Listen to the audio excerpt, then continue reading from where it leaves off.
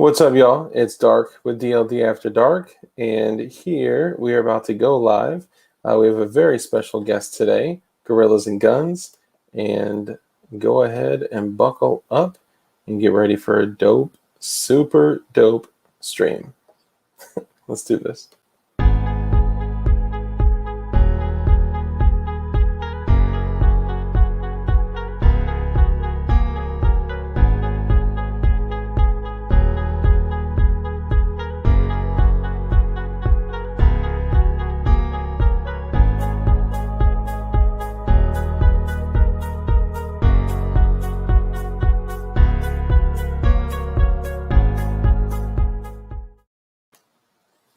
And boom.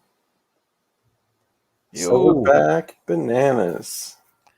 What's going on, man? Same old, living and breathing, and just trying to keep the world from spinning out from underneath my feet. Hell yeah, man. Well, welcome. I appreciate you coming on. Right on, man. I appreciate you inviting me. Hell yeah, dude. I know we kind of threw this together last minute, like about a week ago, but Yeah. Hey, I mean, this was bound to happen. We've been seeing each other in the same streams, like I see you on John Crumb's stream, on Flying Rich's stream, 2AEDU's stream, and we're all like the same little like community, Yep. Right on. So tell everyone about yourself, where to find you and what you do and all of that. All right. Well, my channel is Gorillas and Guns. You can find me here on the YouTubes, over on Facebook, Patreon. I got some merch over at blackswantactical.com. I'm just a regular gorilla. That's it, man. I love guns. I love the 2A. I do, shooting videos, review videos. Sometimes I just do flat out silly, ridiculous videos just to have fun. And that's it, man. I'm gunsmithing, doing some of that now. Nice. So what kind of gunsmithing? Whatever I can get my hands on, man. Yeah. I'm not afraid to work on anything. If somebody wants to throw it my way, I'll figure out how to fix it. Like restorative type shit or like anything? I'm actually working on an old M1 stock. That's one of my hands-on projects for the schooling I'm taking right now.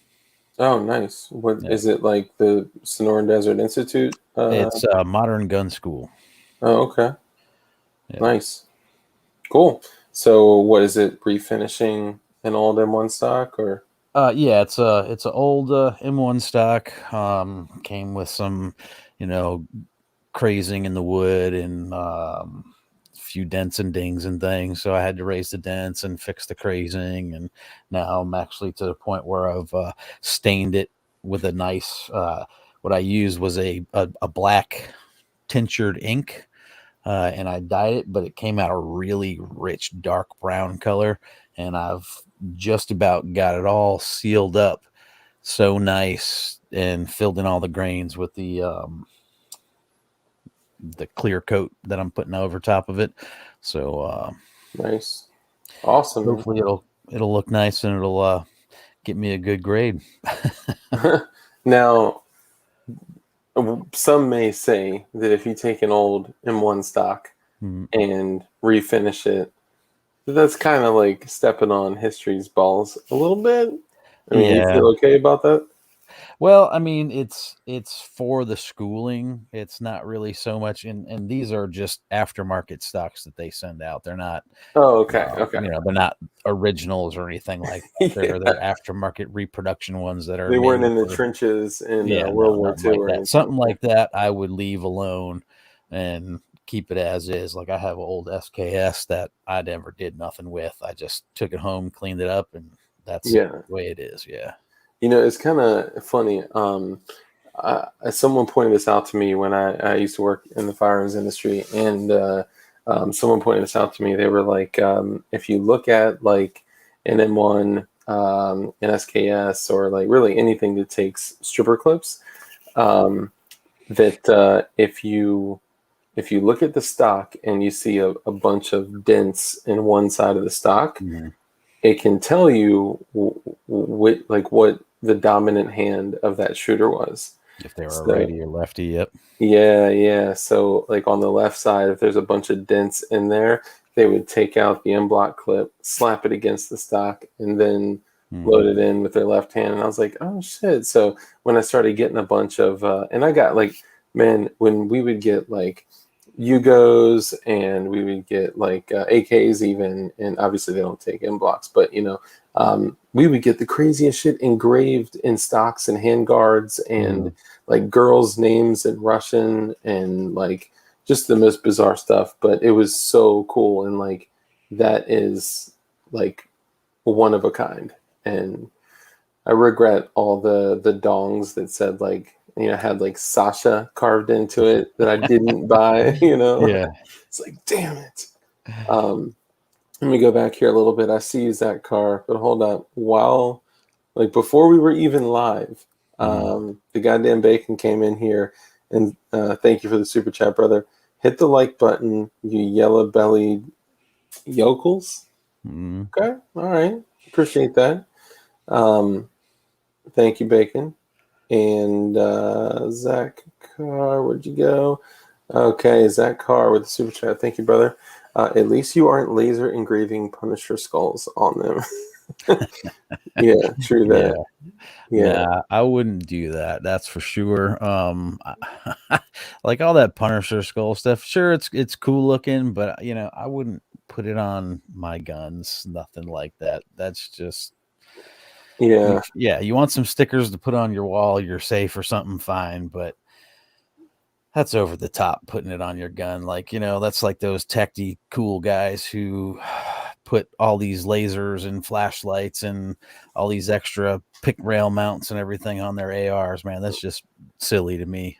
It's to me, it's kind of like the dude that goes and spends $3,300 on a Scar 17S and then gets the like 9-inch rail extension or whatever it is. It's like, dude, why? It's Right. perfect the way like you're not running nods, you're not running a PEC 15, you're not like, come on. At this point, you're just like, you just. Well, I like to reach out. I like to get a good C clamp on. Like, dude, your thumb is going to cover the muzzle if you reach out any further. Right. But I will say, I do have one Punisher skull on one firearm, but it kind of like symbolizes something. It's kind of like benchmarking a moment in time, and it's different. Don't judge me, please. Get a tattoo of the auto key card on your face. Yeah, y'all, this is the this is legal because it's the semi-auto key card. Right. So it's totally different. So it's only fully semi-automatic. Exactly. Fully semi-automatic. It's yeah, I had to rock this tonight. Okay, cool. So M1, are you familiar with like the M1 Grand, and like could you work on one? I believe I could work on one. I've looked at enough diagrams and read a little bit about them. Yeah, I'm sure I could work on it. Looking at the diagrams, to me, the exploded diagrams, if you can break them down and you know what the parts are and you watch yourself as you're taking it apart, and you can figure it out pretty much by looking at the exploded diagrams. But if not, there's videos for just about everything online nowadays, so you can always go back and watch videos. Now, I've also learned with firearms, when you're taking them apart, they're very sequential, so you have to take them apart in a sequence, and you got to put them back exactly opposite of that sequence as you're putting them back together. So some are a little trickier than others, but once you do them a few times, it's not that bad. Yeah, that's just why I only roll with Glocks, just for simplicity. Yes, Glocks are very easy. Very easy. Another pistol that I've come in to really liking a lot lately are these Canics, and I'll tell you, those are pretty simple too. Oh yeah? Yeah. I haven't really messed with them. I have Chuck Norris Gun Club. I haven't really messed with them or handled them, but I've heard great things about them. Oh yeah, man, I love the TPSF a TP9 SFX that I've got. Man, I love the hell out of that thing. That's the one with like the suppressor sights, threaded barrel, the red dot mount. It's got the optics mount. Mine doesn't have the suppressor height sights, and I don't have a threaded barrel on mine. That'd Okay. be a pretty long barrel because it comes with like a 5.5-inch barrel as it is anyway. Oh, damn. Yeah, it's made for competition, pretty much. It's Gotcha. pretty well competition ready. I mean, there's a few little things like you could put a mag well on there just to help you with your loading and everything else. But other than that, I mean, right out of the box, it's got a very smooth trigger with a short, crisp reset. And I'll tell you what, if you're not careful, you'll pop off quite a few shots real quick and easy. Nice, man. Mm-hmm. Yeah, that's dope, man. I may check them out. I've been a little apprehensive in seeing some of the guns that have come out, like the the Canic and the what is it, the APX9 or ARX9 Delta or something like that. Hmm. It almost looks like if an old school Smith & Wesson Sigma and a Glock and a Canic had a baby. Okay. That's kind of what it would look like. It's somebody may need to correct me in chat. It's like ARX9 or a something. Tell me what. Whoops. Tell me Let's what see. the AREX. Okay. If I send a fax of the picture, is that okay? All right, we get it. We get it. I know it's controversial. I get it. Great jokes, though. I mean, you're doing great. Keep it up. Hold on, let me send out. Something original. What's up, brother? That's Scotty. I did not send it. It's sitting right behind me. I didn't get a chance to today, but I am going to send it likely tomorrow. I'll tell you the Canics, what they remind me a lot of. They remind me a lot of HKs. Oh, really? Yeah. Like which HK? Like old school USP? Or Or those like ones that VP9? you know Kevin Dixie, right? You Yep. know the Truth guns. Mm-hmm. They're a lot like those ones, like the shape of them and everything. I don't know if they fire the same. I've never gotten to fire any of those HKs, but just the shape of them, you know, like the back end, the grip, everything, that they look a lot like the HKs. Hell yeah. Yeah, the VP9s. Those Yeah, the VP9s. Yep. yeah. He came on our show, and I mean that was an awesome show. I had actually a lot of our people be like, "Man, that was one of the best shows that you've ever had." And then BWE Firearms came on, and then the same people were like, "Damn, this is the best show that you've ever had." But yeah, he puts a lot of work into those things, Yes. man. Yeah. Kevin Dixie, I've known Kevin a couple of years now, and he's a great guy. Love what he's doing, man. I've had him on. I do a podcast every once in a while. I haven't really done one in probably about 8 or 9 months, but you know, I had Kevin on, and man, he's always a good conversation. Great conversation. Yeah, man. He's a very interesting individual, very driven. He's awesome. Mm-hmm. Cool. So, what are like your go-to guns? I know prior to us jumping on, we were talking about like an AR9 kind of style um, uh, setup. But what are like your go-to guns if like the world fell and Gorillas and Guns goes to his goes to his hideout bunker? Well, I'm kind of in my hideout bunker right now. Yeah, right. This is my hideout bunker in the house, anyway. Yeah, you and me both, dude. I have this little AK-9 that I'm very fond of. Okay. It's a Pac 9, a Chiappa Pac 9, and I converted it to take the Glock mags. And I'll tell you what, man, that thing is just on point, and it runs. It runs. Really? Oh yeah, I love it. That's Love it. before. Those are before the Draco that took Glock mags came out, right? Yes, yes. These ones, they've been around for a while. Yeah. Chiappa's been making them over there in Italy. I don't know how long. It's been a while.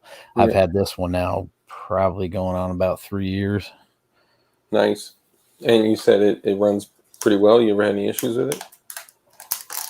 The only issues I've ever had with it was running ETS mags in it. Oh, yeah.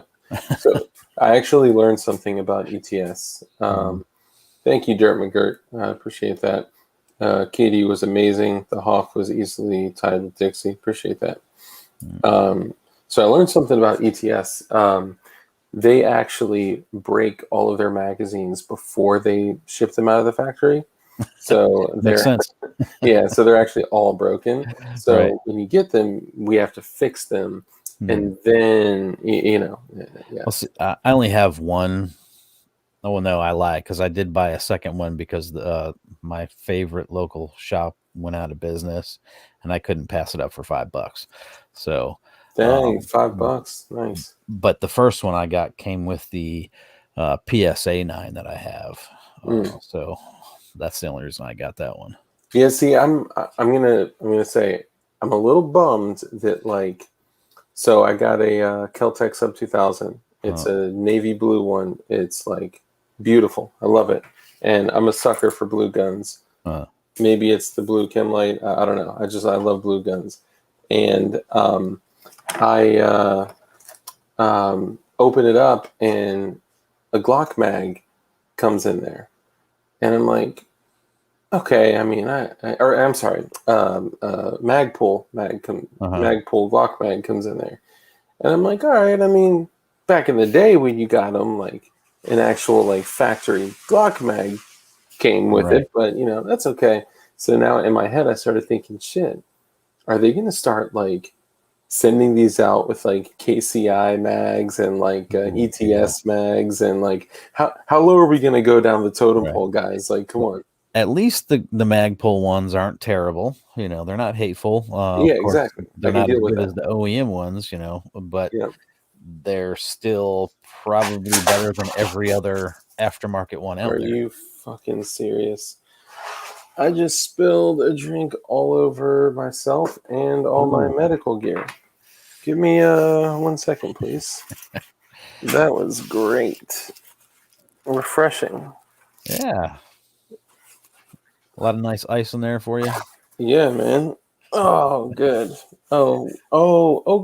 And my AirPods were in my pocket too. So this night is one for the books. Indeed. Yeah, that's perfect. Okay, and all the medical gear. Let's see, guys. Sorry, forgive this brief intermission while I go down here and good. Oh, he's going down. I'm going down. I guess they're all waterproof. There you go. Yeah, maybe that's for blood, you know. Yeah, good medical gear should be a little waterproof. I mean, because you never know what kind of situation you're going to run into. Yeah, you never know if you're gonna meet a squirter. I mean, like an artery, you know, like an artery. Yeah. That's what I was talking about. Oh shit! Jesus. Sorry, y'all. Now, okay, for the person in chat that could make the best joke about me spilling shit down my leg, go. While I'm bending over cleaning it up. Mm-hmm. Now you know he likes to get under the desk. Oh yeah. Oh, and double win. I found a spider. Oh, bastard. And in my ammo can? Dude, come on. Like I only have one, though. Come on. Jesus. You guys better be coming up with some good jokes, man. This is like premiere. Not the first time you went down and made a mess.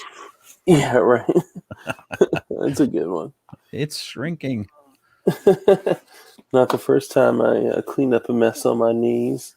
Ew. Right. I don't know what to think of this one. He says, just pour it in the pee hole. Oh, just pour it in the pee hole. You could do better than that. Let me guess. That's from Alex Bistoso. Nope. Damn it. I thought I was going to get that one for sure. God, y'all. My bad. I could not have seen this coming. Looks like a plumbing video. Now, what we're going to do here, y'all, today is we're going to clean up a little spill. My bad, y'all. I just didn't want this sitting on my ammo or my... I mean, it's literally like puddled in the ammo can like a reservoir. There you go. Just drink it out of there. Oh, it's all brown. Clear liquid should not be brown. I guess I can pretend it's like soda, like Coca-Cola. Yeah. There you go. This one's pretty good. Dark makes my protective equipment wet when he's under the desk. Oh, that's got to be Thirsty Cold or maybe Armitage. Nope. Damn it. Something original. Oh, nice. Hey, you're still in here. Maybe it should have been said in a voice like this. Oh, yes, there he is. That's him. So he's actually a new subscriber, y'all. So he is the one that is currently winning the CRS Body Armor Challenge. And he, all jokes aside, I was busting his chops and, published a video saying that, like, I'm gonna win and I'm gonna, I think I said my body armor can beat up your body armor, just being silly. But all jokes aside, he actually did a really excellent job, and our designs are not too far off.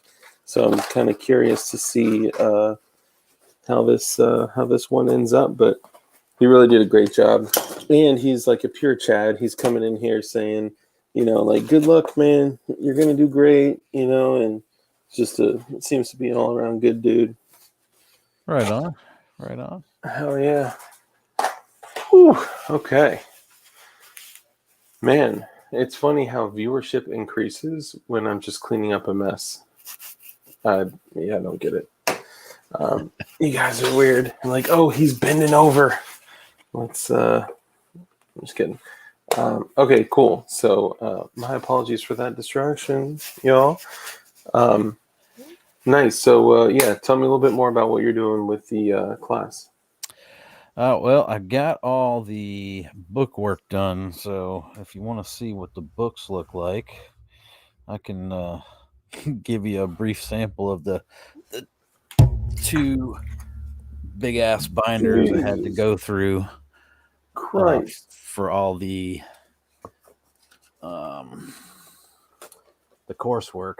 This is all the I can't show Swamp Dog this stuff because he said he's getting ready to take these classes, but they're full of diagrams, all kinds of knowledge, and there's lots of units, lots of stuff to read, lots of stuff to take in. So I went through all these, and now I just got to do the hands-on projects.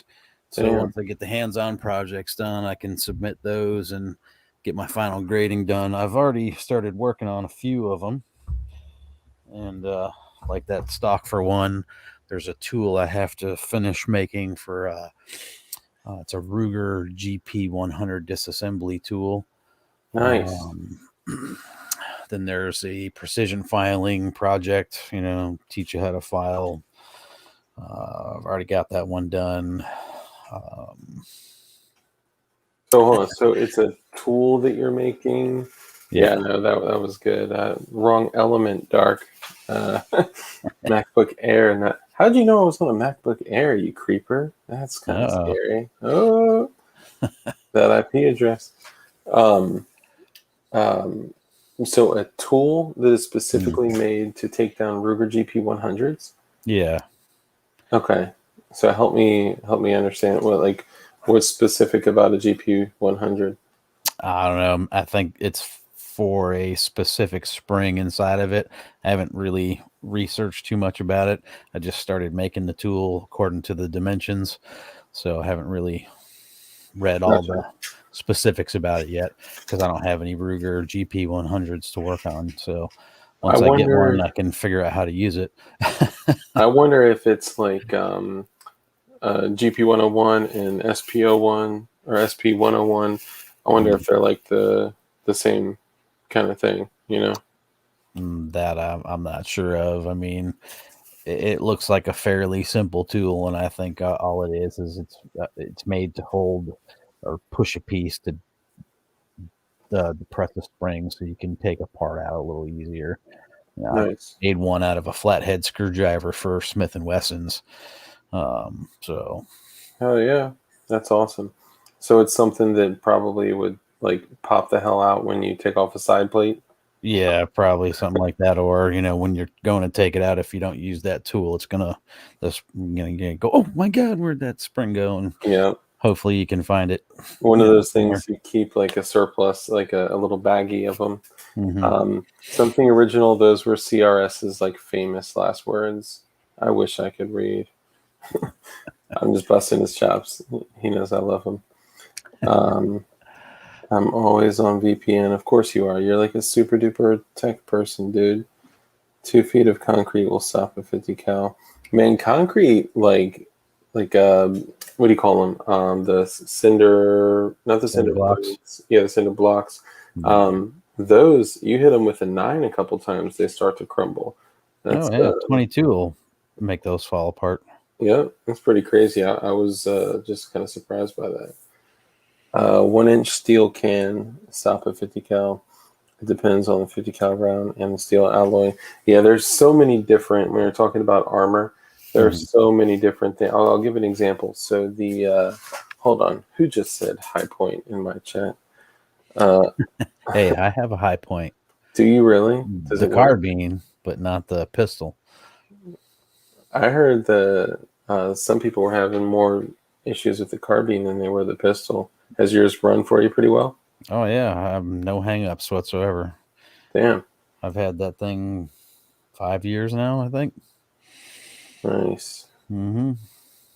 A tool to take down a trash gun. Next tool is for a high point. Oh, well, that's funny. Like, neither one of us have a GP 100, so we're like, Yeah. I don't know. I'm CT just now. I'm just following the diagrams just to make the tool so I can pass the class. Yeah, man, he's got to get the grade, y'all. Come on, man. Nice. So, what? Although I see you all the time, I haven't really, been admittedly following your content. Like, what kind of stuff? And I know you said you do reviews and do gun stuff, gunsmithing stuff. Give me like a snapshot and give the people a snapshot of kind of what your content's like. Oh boy, it's a barrage of things, really. I mean, I get a lot of free Amazon junk. So I've been doing a lot of flashlights. I get a lot of free flashlights, a lot of free red dot sights from Amazon distributors. Matter of fact, I just published one today that was Siley Optics, and that's on that Canik TP9 SFX that I got. Nice. Works pretty good. I'm pretty surprised for $69 budget optic. I can't complain yet. I've run about 180 rounds with it on there, so it's held zero just fine. Yeah. So these Amazon vendors are sending you stuff for T&E? They just sent it to me. I play with it, make a review, and I get to keep it. So I don't have to send it back to them. And are these budget optics, like some of them are pretty decent, you said? Some of them are pretty good. I actually run one on my AR9 all the time. I've had that one on that AR9 now for about 2 years. And I mean, I use that AR9 a lot. Same thing with that AK9. I got another budget one on there. Pinty. And man, I shoot the hell out of that thing. Dude, I haven't seen that brand around a lot, like almost to a point where I'm like, I don't know if I trust it because you probably just did a lot of marketing or like hit a lot of distributors or like something. Well, I'll tell you what, that Pinty I've had on that Pac 9 a couple of years now, and I haven't had to change the battery, haven't had to re-zero it. It's spot on. I let other people shoot with it. I mean, they're hitting the target dead nuts every time with it. So Nice. Yeah, I mean, I'm impressed. I'm definitely a budget optic guy, Hmm. but I'm also picky to where like so primary arms is like my go-to. Yeah. And just to throw this out there for anybody who may be in the market for a red dot right now, like a Aimpoint T1 micro clone style, I can get one for $69 right now. Nice. So if you're interested, it's like $100 to $150 red dot, depending on where you get it. Yeah. And it's I got one on my. I did a build with an LWRC lower and a 10.3-inch Colt barrel Mhm. and a bunch of BCM, and it's like a Franken build, but it's like my like go-to. Got a binary trigger in there. It's Oh, sick. right on. Can on it. Um, what's up, Chris? Um, but Holliston 509C is awesome. Had mine for a couple of years and it still runs great. So that's probably what I'm going to get to run on. I got a couple Glock 19 slides from JSD Supply, Yeah. and I'm probably going to run a 509C on it. But I'm torn. I'm not sure. But my dude, going back to my primary arms optics have run like a champ. Like Yeah. I have had zero issues with them. But excuse me, but my aim point with like, I mean, I bought it when they were like stupid expensive, and I got it on the ARMS throw lever like ACOG mount, and Mhm. it's one of the Comp M4s. That is literally the only optic that I have broken. Like it barely works. Yeah. Um, so now I'm like, damn, how are these like $69 to $100 or so optics running like champs? Hmm. Never, I think I've replaced the battery on it once, and it was just because I wasn't satisfied with how bright the reticle was. Right. It was still, it was still running, um, but it's just I never had an issue with it, man, ever. Yeah. And I don't know. It makes me sad that I'm sitting here, tinkering with an aim point, calling customer, support for like a $650 combo Right. setup. You know, I'll have to say I bought a Sig Romeo 5 red dot hmm to put on my first AR that I built, and the battery's already dead, and I've only had that thing maybe a year, and the batteries are already gone. That's dude. it. I've heard. I know a lot of people that were not like thrilled with the Romeos, and Mhm. are all of them polymer This one's all aluminum. or aluminum? I think some. Mm. Maybe the numbers like signify like this Yeah. one is polymer, this one's aluminum, and so on. Yeah, because I was tempted to get one, and I started looking at a bunch of the feedback, but Right. you said the battery got drained super quick. Oh yeah, super quick. Like I said, all these ones that I've gotten for free that are like 40, 50, $60 optics on Amazon, they're 2, 3 years old, and I've never changed the batteries in them, and they're just as bright as the day I first put the battery in it. So And do you leave them running or do you turn them off? I turn them off when I'm done with them, but I Yeah, mean, they stay on the whole time I'm shooting. So yeah. Most like optic snobs I've seen, they literally just leave them running all the hmm, time, and I always turn mine off. yeah, no. It's just When I'm done shooting for the day, I turn it off. yeah. I So think the only time that I would run one like you know always on mhm, is like so if I end up carrying this setup that I got from JSD Supply, then I am going to run some type of RMR footprint optic on it, mhm, and I'll probably run it like while I'm carrying it, even though my go-to carry is a 43X with the S15 mags in it. yeah, I would switch to a 19 if I could rock a red dot on it. mhm, Um, Consider putting a red dot on the 43X, but it wouldn't work with my current setup, and I'm way too comfortable with like mhm, the holster, where it sits and all that. yeah, Um, but I would run that all day while I'm carrying it, and then when I mhm, get home, I would turn it off, put it in the safe. and Right. call it a night. Yeah. See, for my carry gun, iron sights for me, on that, just so that's just not one more thing I have to worry about going out on me if something happens, you know what I mean? Yeah, Because yeah, it's a lot of maintenance to make sure that battery's always working and that thing's always zeroed in, if you're out there, fun shooting or competition shooting, I think a red dot on your pistol is fine for those occasions. Um, but I would prefer for everyday carry just iron sights. I mean, yeah. they don't fail, you know what I mean? That's So, how. So I don't currently have an optic on a pistol, yeah. and I have not been tempted like at all to run one. But I don't know what it is. It's just after a while, like I shot a few of my friends, and Yeah. I was like, damn, like, so at 100 yards with like my Glock 17 or Glock 19, I could hit a silhouette. Uh-huh.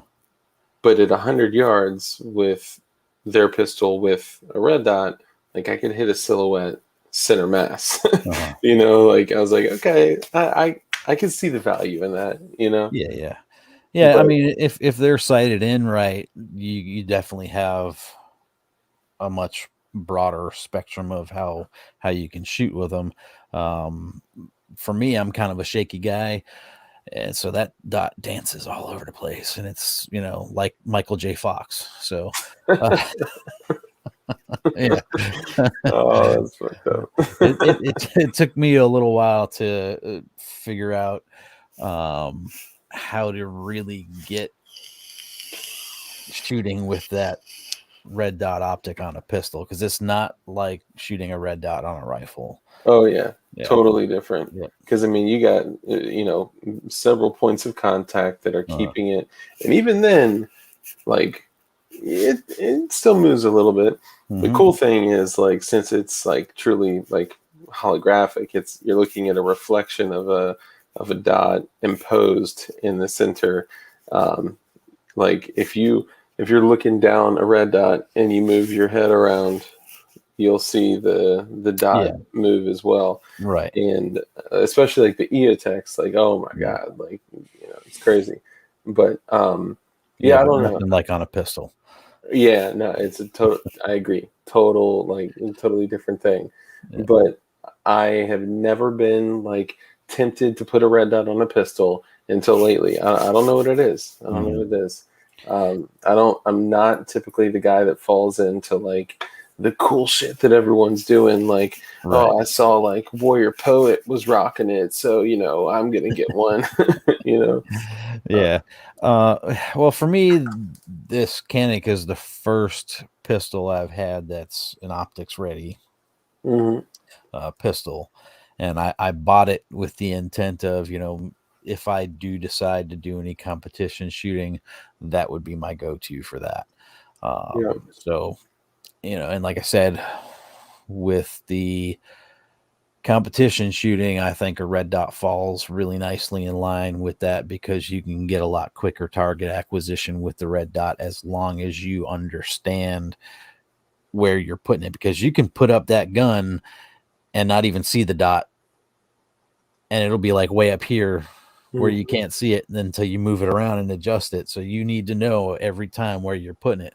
So once you get yourself acquisition to how a pistol red dot works and how easily it moves around, then you can really bust some targets with those things, Yeah, I think it's kind of like when you see a new shooter, or if when I was a new shooter, the first time, because you think lasers are so cool, right? Like Yeah. a laser, like a bullet will just go wherever the laser is. Like, Well, yeah. That's all movie stuff that you watch and you're like, oh, wow, look at yeah, right. It's got a laser on it, dude. Now that. Now I lasers, just think that's just something that gives you away. yeah, I know, right? It's unless it's IR and you're rocking it with Right. nods and like it's just not worth it. And then Mm. some people, the people that are like, oh, it's an intimidation technique. Like, no, dude. If it's intimidation, like your gun should still be in your pants Right. if you're just intimidating someone. But the moment that you put a laser on a firearm when you're a new shooter, or you see a new shooter, if you're experienced, and see a new shooter put a laser on, and they hold it, and it's just like, literally Yeah. just moving, like, I mean, like a 6-inch span. It's just kind of like Hmm. all over the target. You're like, yeah, it's not like the movies, dude. Yeah, it does the same thing that dot and that sight does. Yep, yep. Well, and it's us that's like Mhm. imperfect, Right. and I think it's just something that if you are, like, anyone out there in the comments, if you don't run a red dot on a pistol and you're thinking about it, like, that is something that if you make that change, especially introducing something to your daily carry, like, train, train, train, train, Mhm. train, like, run an ass load of ammo through that thing, Yeah, which, there's a definite learning curve. yeah, for sure, for sure. But yeah, just don't let my temptation of wanting a red dot on my Glock push you to do something that you're not comfortable with. Um, but Um, other than that, I'm iron sights. Even on rifles, I'm iron sights. yeah, I like my red dots on my rifles. Well, I prefer the green as far Oh, as, really? but I like the sights on rifles. Um, yeah, iron sights. I don't don't get me wrong. I shoot those too, but I don't know. I've just this thing about having the red dot sights on my rifles has just become a thing for me for some reason. Maybe Yeah. it's because I've been testing all these optics for all this time. I just Mhm. I'm so zoned in on it. It makes it so much easier for me to shoot. I mean, I got terrible vision anyway. I'm right-handed, but I'm left eye dominant. So I shoot pistol right hand, but I can really only see with my left eye. Uh, Really? but when I shoot rifle, I shoot left-handed because you really can't shoot right-handed and look with your left eye while you're shooting a rifle. I see what you're saying. Yeah. Yeah. So you probably run into some issues with you know running rifles in your left hand. No, not really. I haven't had any problems yet as far as that goes. No, Uh, are you more of an AK guy? I do like AKs quite a bit. I got an AK. It's kind of funny that you say that because I have an AK that shoots 5.56 rounds, and of course I got my SKS. Hmm. And I would own more, that AK-9. I would own more AKs, but I keep spending money on these ARs that I'm building. Yeah. Let me guess. um, You have an AR in 7.62 by yes, 39. I'm just building that now. So, Yeah. Palmetto State Armory came out with that Tyranny 15 lower. Uh huh. So when I saw that, I had to buy it. So I bought it, and then I was like, you know what would go great on that? A commie caliber. Oh, hell yeah. It's perfect. Yeah. Now, are you talking about the Virginia one, the one that's Sic Semper Tyrannis? No, no, this is the one with the F-15 dropping nukes. Oh, that's right. That's Yeah, right. Yeah, yeah, yeah. yeah. I That's just got picked that up last weekend from the FFL. So nice. I'm psyched to put that one together and play around with that one a little bit. That's dope. Yeah, I mean, I do, like, I break some rules, right? Like, so the 10.3-inch 5.56, and I also have a 5.56 AK as well. Mm, So don't feel bad. yeah. Um, which one do you have? I have the Zastava M90 NP. Nice, that's dope. I got the Arsenal SLR 106 UR SBR. Yeah. Geez, that's a mouthful. The Crink, the Yeah. Crink SBR in 5.56. Oh, mine's a full size. That Zastava's full size. Yeah, 16-inch barrel, the works. It's a, rifle, not pistol. So, hell yeah. But like, I have a 10.5-inch SIG 5.56 SBR, a bunch of ARs that I just run irons on. yeah. And then my, like, go to, and I'm probably going to catch a lot of shit for this. And for all y'all in the comments, I'm sorry. Um, on my go to battle rifle, I have my primary arms optic and no backup sights at all, no backup irons. Now, the optic has never gone down. Could it go down? For sure. I could take a Right. dive, to get out of harm's way and pick my rifle up, and I have a broken ceramic plate and a broken optic. Right. Like you never know what's going to happen. But damn, I guess I don't know. I like to live life on the edge. Yeah, see, I got my 300 blackout, and I don't have any, excuse me, any backup irons on that one either. Mm-hmm. But the way I look at it is I can take that sight off there fast enough, and I can use the straightness of the pick rail to Yeah. shots on point. So I mean, You can shoot 100 yards with no sights. I'm not sure if you guys, anyone in the community has seen the guy. What's his name? It's like um, it's a bunch of like Russian, like Slavic guys that all do. I forgot that it's like Peldor Tactical or something like that. But he did a video exclusively on running shit with no sights, and they had this dude they called the Machine. He was doing a failure drill from the holster in under 1 second. So wow. the dude was drawing, presenting, 2 in the chest, 1 in the face, back in the holster in like 0.85 seconds. And it was like nuts. And everybody in the comments was like, oh, it's because he's got a red dot, bro. And it's like, dude, he's at like 12 feet or 15 feet. Like, no, the red dot has nothing to do with it. So they did a follow-up video, and they literally ran their whatever AREX 9 Delta with no sights. And to take it even further, he ran a production match with no sights. Like, went through a whole, maybe it was IPSC. I don't remember, but it was a production gun with no sights. And he actually ended up being like, like placing pretty well.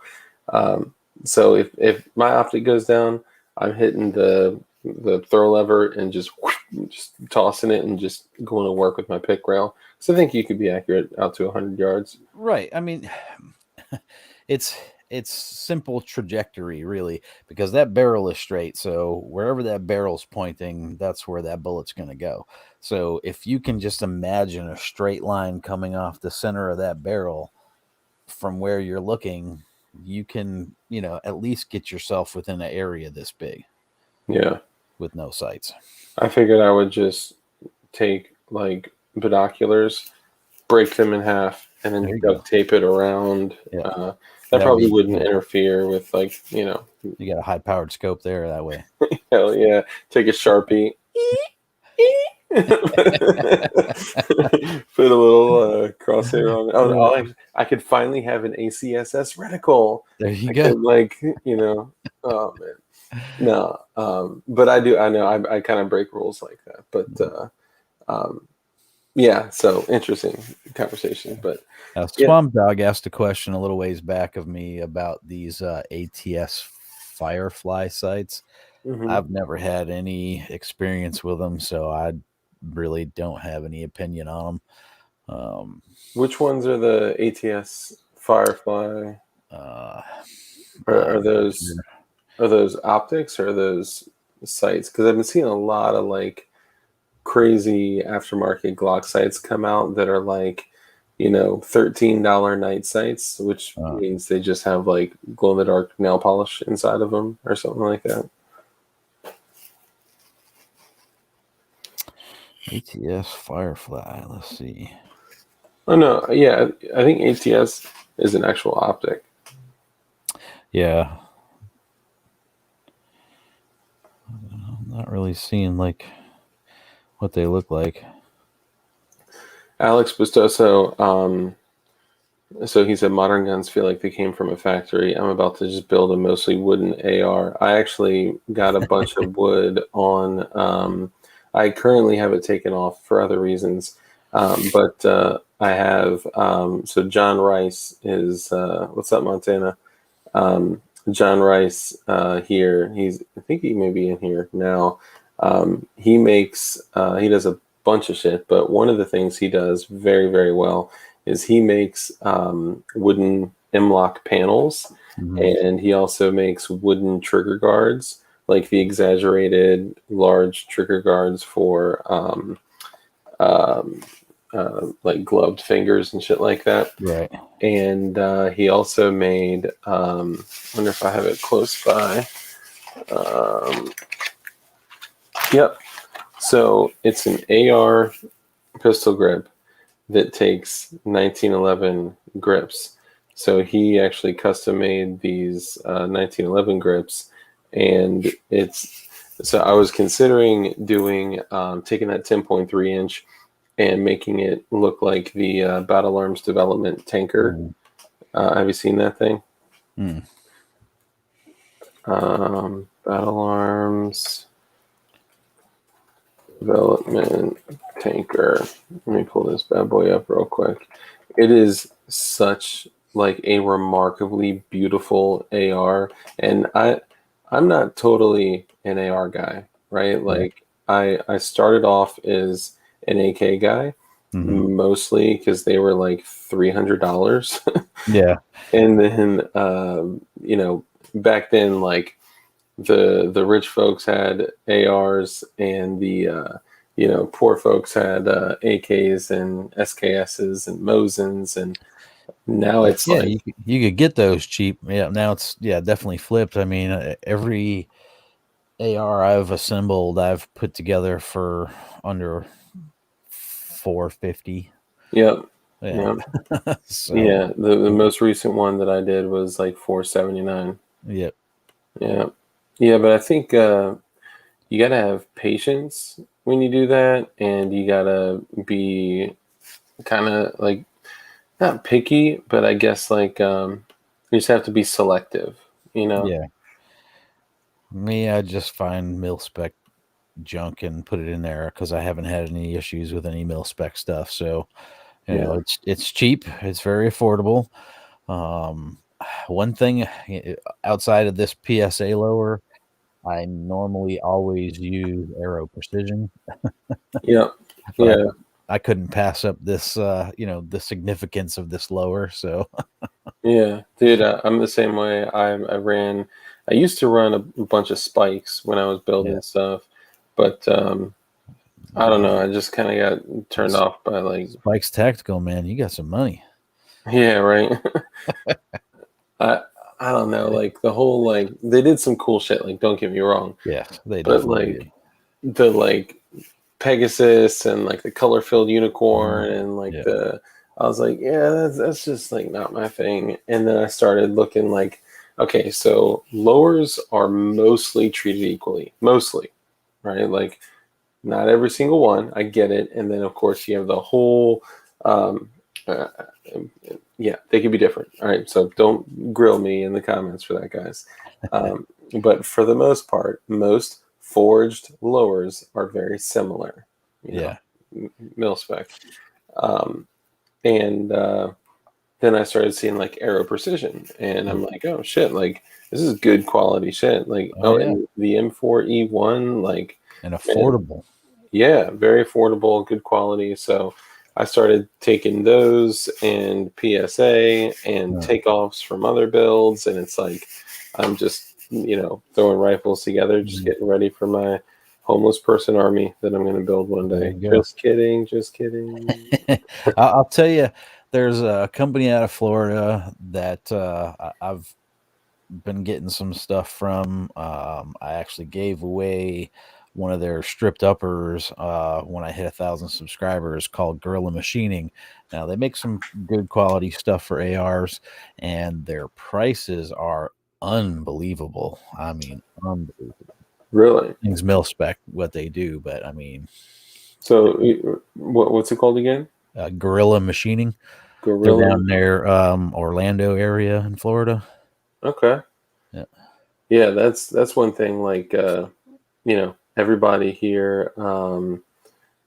What's up, John Rice? I was just talking about you and the wood panels that you did and all that shit. Yeah. Um, so let me see.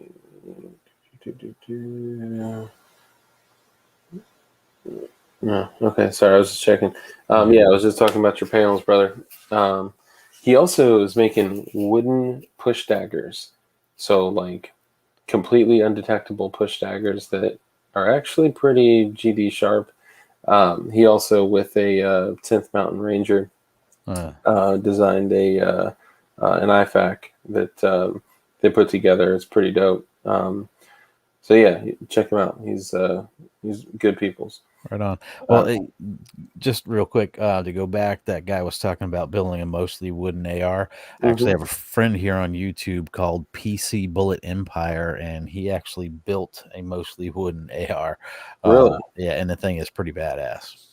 Damn. Yeah, that's dope. I always wanted to make a Glock lower out of wood, Hmm.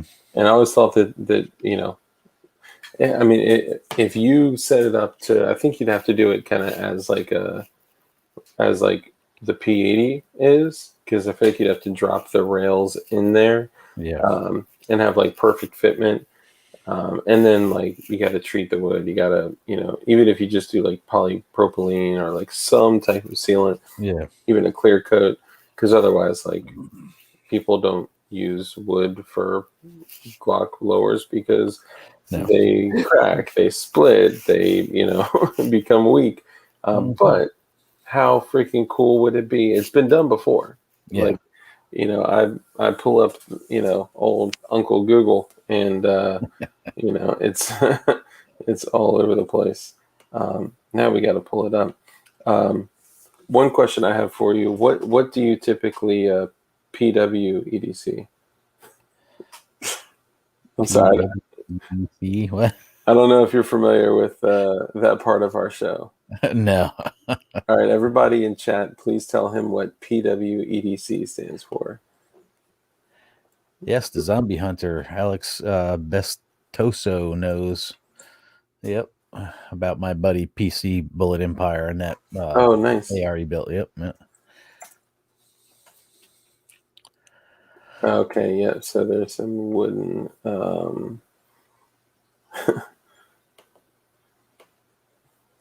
Prison. Okay. I think we were talking about something like this a couple nights ago on Hank's show.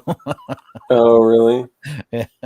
So we actually, and for anyone here that was in that stream before, I know I told you guys it got the, I don't want to say the word, but it got the yellow dollar sign, which means like Yeah. No money for demon. you. Yeah, but even worse, they don't recommend it to people to watch. It's like, dude, like that's Right.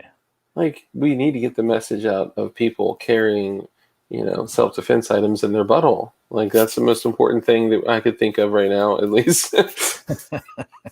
sorry. But but it's funny because we had this whole episode where we literally went through and talked about prison wallet everyday carry, and I mean, we started looking up some stories, and dude, you'd be blown away at how many people have been caught and documented carrying. Like one dude was carrying a full 10-inch long 38 38 special with a 6-inch barrel, a square butt Ooh. frame, completely up there. He passed several pat downs. He Wow. passed not a cavity search, but when you go through intake, they look at everything. They Right. make sure that, like, but here's the kicker. But I keep saying but. Here's the kicker. Out of the 6 cylinders that are in the 6-shot 38 special, how many bullets do you think were in there? Out of it was a 6-shot. Yeah. So he was supplying some backup ammunition, I take it. No, it was completely unloaded. Really? Like, dude, what? What then is the what's the point? point? Right. So apparently he also got caught with like a lot of meth and stuff like that. It's like, Yeah. dude, what you should have done is taken the baggies of meth and been like 1, 2, 3, 4, Right. loaded them up in there, close the cylinder. If you're willing to sit on a 10-inch gun, Right. like, good God, dude, like you had room for, Clint Smith says, I wouldn't carry a 380 in my ass if I had room for a tugboat. Like, well, this dude Right. had room for a tugboat, and he could have put anything up there. Chicks carrying them in other compromising places, and one instance of it discharging while it was pointing luckily outside of her Yeah. business. Dude, the craziest stuff. Like when you go down that rabbit hole, man, it's crazy. Yeah. That's one powerful queef. Yeah, right. Oh, dude, it's crazy. That 8-inch Model 29. Oh, God. I don't know about y'all, but I PWEDC a law rocket. I mean, if you're going to do it, right? Right. Some RPGs or something, something Yeah. worthwhile, Yeah, right. Sometimes you can see it in my throat when I drink my morning coffee, but, don't worry about that. Yeah. Zach Carr, what's up, brother? Don't ask me to bend over. That's it. Yeah, right. If I bend over, I literally have to do a dead fall from from the standing position. Oh man, go big or go home. Yeah, you That's got right. it. Yeah, yeah. For all you people here, recoil would suck. Yeah. God. Oh, the slide reciprocating. Oh, the pinch, the burn. That brings a whole new meaning to ass blasters. I know, right? Like, that one's a squirter. I'm telling you, anal bead. Oh no, dude, what is the deal with tonight? Sorry. Anal bead M67s all the way. This actually isn't an M67, but I think this is from an M67. Or no, M228. Sorry, that's that comp B. Are you into energetics, explosives at all? I mean, I really don't know much about it, but I like when they go boom. Yeah, right. How could you not have fun with Right. that? You into like what's it called tannerite and stuff like that? Oh yeah. I've done a few videos with tannerite where I blew up a massive pumpkin. The Great Pumpkin, Charlie Brown. Well, there's no Nice. more Great Pumpkin. How big was the pumpkin? Oh God, I mean that sucker was bigger around in my belly. I'll tell you that. For real? Yeah, it was a big pumpkin. Damn. Blown up washer, dryer, Briggs and Stratton motor, one of those really old tube style TVs, like a 21-inch tube style TV. Yep. I cooked a turkey at 556 degrees.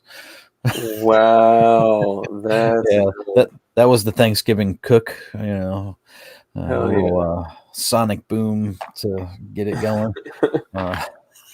Dude, that's awesome. Yeah, I've had a blast with well, no pun intended. I've had a blast with tannerite, but I haven't blown up that much cool stuff. The microwave door, the refrigerator door, like those videos, those terrify me a little bit, but I dabble. The key to it, to the safest way of doing it, is to put the tannerite in front of it, so that way it blows everything back away from you. So those guys were putting it inside of it, which again creates more pressure. So it's blowing things out every which direction it could possibly blow out. Like especially if you're going to blow up a lawnmower, make sure you take the blade off first. Bro, oh my God. He lost his leg, right? I think so. Yeah, that's oh yeah. The guy who lobbed his leg off with a mower deck was hilarious. Come on, Dirt. That's messed up. How's that hilarious? Oh, hold on. My Yes, computer definitely said, won a Darwin Award for that one. yeah, I know, right? Just mix up fertilizer and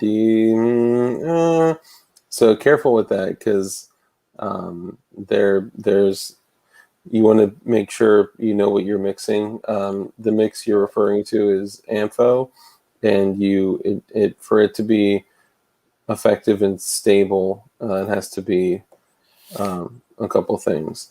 And I have no problem talking about like energetics, like from a legal perspective. Like I think everyone should be familiar with it just as much as we're familiar with guns. It's kind of like a taboo subject that everyone thinks is illegal.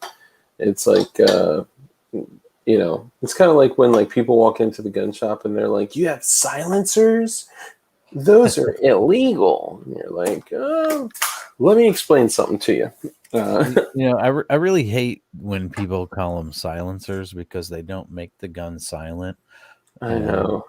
And it's basically it's just a muffler. It quiets it down, it suppresses the noise.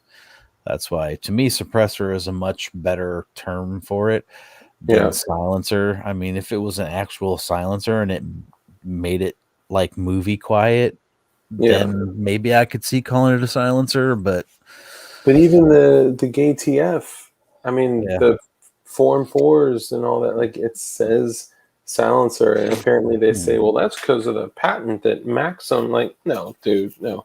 There is something, way more nefarious behind this. You want people to believe that it literally makes firearms silent. Now, so okay, well, there. So I just found a loophole through all that, because if they're patented as silencers and the ATF treats them as such, then you patent yours as a suppressor, so you don't have to go through that Form 1 or Form 4 or any of that stuff. I like it. That's a good point.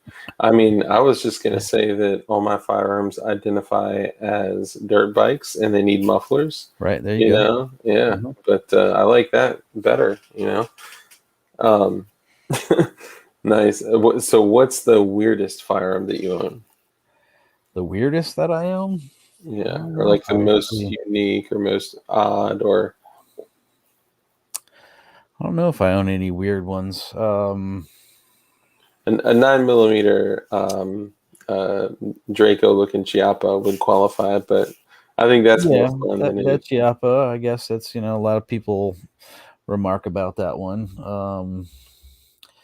I'd say the cheesiest one I own is probably that High Point carbine, or this Stevens Model 320 shotgun I bought for $120 at Walmart. Dude, the side by side. No, it's a pump action. Oh, that's the Stevens 311 is the one I got side by side. That thing is dope. Yeah. I'll tell you what, this thing, man, it's got a 30-inch barrel on it, and oh yeah, yeah. I've had it for a while now, and I haven't had any issues with it. I'll tell you, and I shoot it quite a bit. Dude, they run. I got a JC Higgins from the 50s with no serial number because it was pre GCA, so didn't have one, didn't need one, right? And I got one that I got to finish building, old shotgun, single shot. Oh, nice. Serial number, yeah. So you're building it from the ground up? No, I got the parts for it. It's a I forget what the name of the company is. Like an H&R? No, it begins with an S. I mean, the company is not in existence anymore, from what I understand. Well, that should be good for part sourcing. Yeah, I've been having. I mean, I know where I can get parts for it. Yeah. But I'm hoping they come back in stock because they don't have them in stock right now. I know a Savage Model 94, I believe, parts from that will also work on this. So I think I can kind of Frankenstein it together if need be. But I'd like to try to find the actual, original parts for it if I can. And it seems like Numrich is the only place I'm going to find them. DLD After Dark, you should make your own Wildcat caliber. I did. It's called potassium nitrate, magnesium powder, and sulfur mixed together, and a fuse. That's my wildcat caliber. Um, no, I'm just kidding. Well, actually, I'm not kidding. That's you can mix 5 grams of potassium nitrate, 5 grams of magnesium powder, and 2 grams of sulfur, and get yourself some flash powder, which typically 5 grams is used in a like a Leo flashbang. So if you go back on some of my videos and see where I did like 14 grams, 28 grams, like you can kind of see the scale. And I go back and do like slow-mo and like reverse and slow-mo over the explosion, and it's crazy. And someone mentioned that high explosives are illegal, and that's actually not true. You are legally allowed to synthesize high explosives. And now check all federal, state, local laws, rules, regulations, and restrictions, and whatever you do is up to you. I'm not telling you to do anything. I'm just saying the law, as I currently understand it, is that it is perfectly legal for you and anyone federally, if anyone's an attorney out there, correct me if I'm wrong, to synthesize high explosives on your own property, but you have to consume them on your property immediately. Right. You can't travel with them. You can't, hold them. You can't, like make this and say, I'm going to have to take this for safekeeping and, Right. store it. So you can't store it. You can't transport it unless you have your FEL. If you have your FEL, then it's kind of like, N0702 with a machine gun. Like they're just allowed to have it. Yeah. But there's also some things that come with that too. If you are going to get your federal explosives license and do stuff with it, you have to have an ATF approved locker where the ATF and the fire marshal come out and actually like look at your explosive locker as far as like what you're keeping them in. And it has to be, strong enough to, like, if something catastrophic happened, it has to be able to, maintain the blast.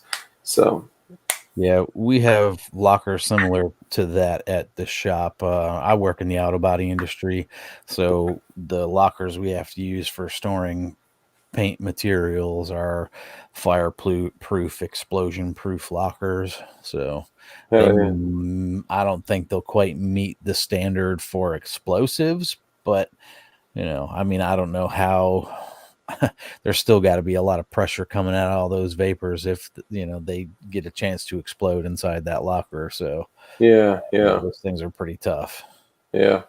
Thirsty Colt, yes. He said, so you can blow trees on your own land. Is that fine? So look into your specific area, right? Because even though federally, that's how I understand you can blow me on my land.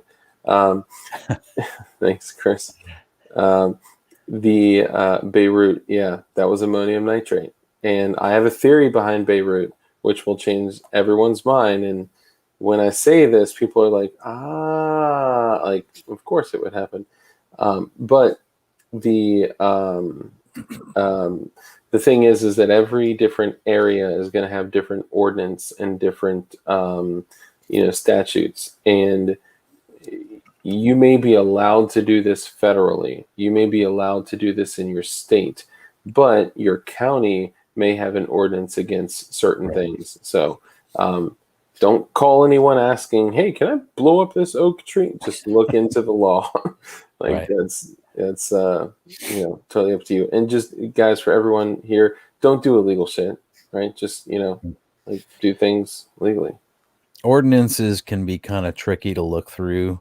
And usually if it has something dealing with firearms or explosives, they're going to be, way at the end of the line, stuck somewhere, and they're going to read really strangely, and you're going to think you're reading some foreign language, but for the most part, it spells out what you can and can't do, and it takes you a while to sift through, because I shoot here on my property, and I had to look through all the county ordinances to make sure I could do what I'm doing and make sure I'm within all the legal parameters. But it took me a while to find it. Yeah, it's hard, man. And they do typically make things like that difficult to understand. Mhm. They add a bunch of stuff, and and this is why I blow trees. This is why, He doesn't hug them. yeah, right. I was gonna wait for like the blow jokes or the blow trees jokes. Like, yeah, yes, you're allowed to blow trees. Well, not in all 50 states, but that's another topic. Um, the so the reason binary explosives are legal is because they are binary, and Mm. as an individual compound, they are not necessarily explosive on their own. So, for an example, tannerite. You can go to any store and get tannerite. You could pay cash with no ID. You don't have to sign Yep. a list, right? Like back in the day, our parents and grandparents could walk into a hardware store and literally say, I'd like a bundle of, trinitrile toluene, and walk out with a bundle of dynamite, Mhm. TNT, and they just had to write their name on a list, and they'd be like, I'm getting it for my daddy to make a pond. Yeah. Um, and but things have changed a lot, and it's kind of become more taboo, but the laws haven't actually changed Right. federally.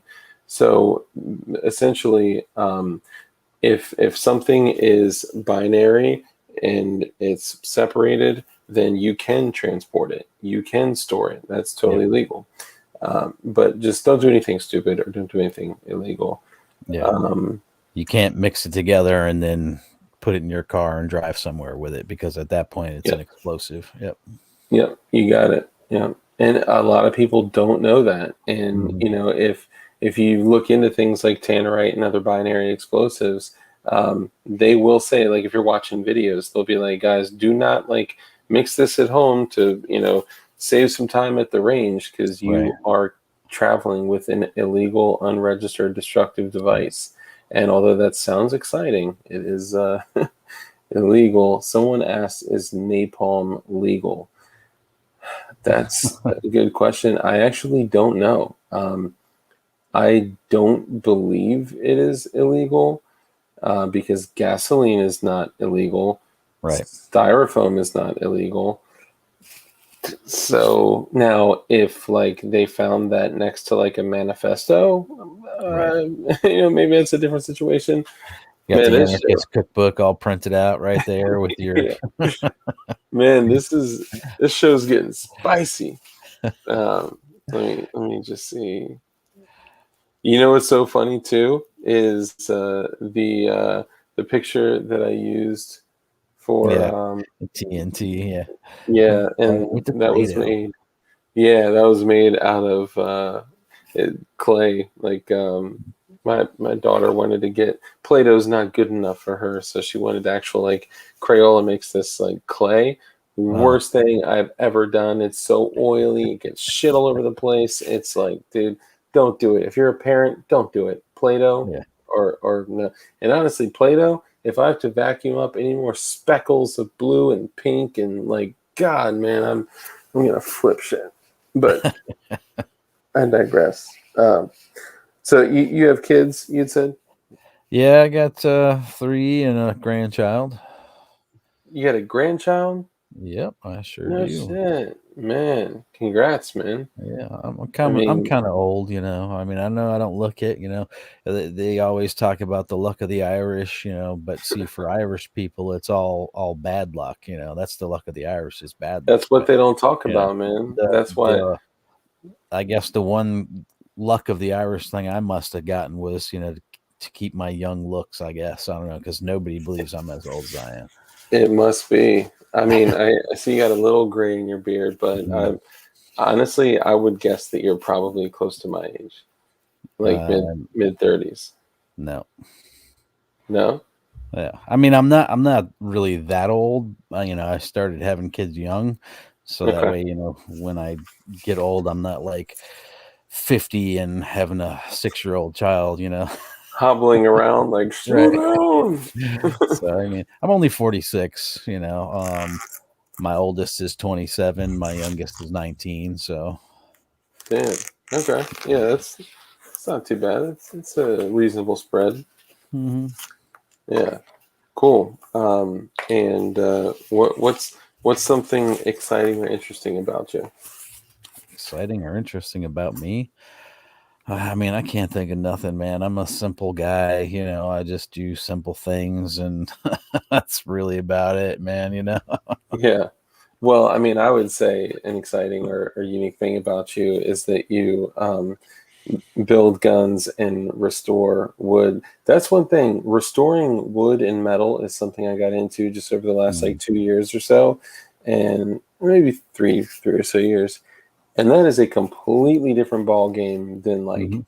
messing with I've always messed with like polymer stuff, right? Like, Yeah. that's not as not really have it's not that exciting, right? Yeah. But something different, man, about metal and wood. Like I did this battle worn Glock, and I ended up putting the slide that I did for it on another gun. But what I Mhm, did was I basically brought it down to like I took most of the Tenifer off because it's an old Gen 3 with Tenifer, and then I brought it to like a kind of grayed out like patina, mhm, and just did all like wet sanding. And then I brought the flats and the I'm sorry, not the flats. I brought the rounds and the numbers and like the stamping and all that to like the white metal. mhm. So it just kind of looks like it's been like really like heavily abused. And that was a cool project because it's like it's a fine line of like how do I get this down to like bare metal, but then like polish it to make sure it doesn't like rust and become like a terrible disaster. Right. Uh, and wood is fun too, Yeah. but I mean, I've I've I've not been messed working with that. on yeah, I've been working on cars for 30 years, so Mm, restoring, fixing collision work, things like that.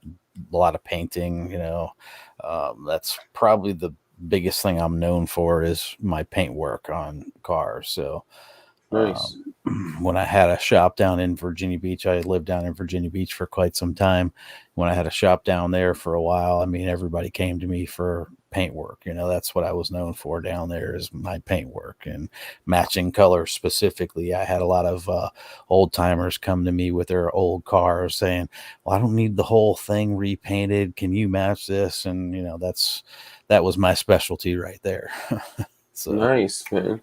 Now, did Mhm. that carry over to your firearms? Like, do you um, uh, paint your guns and shit too? I don't paint my guns.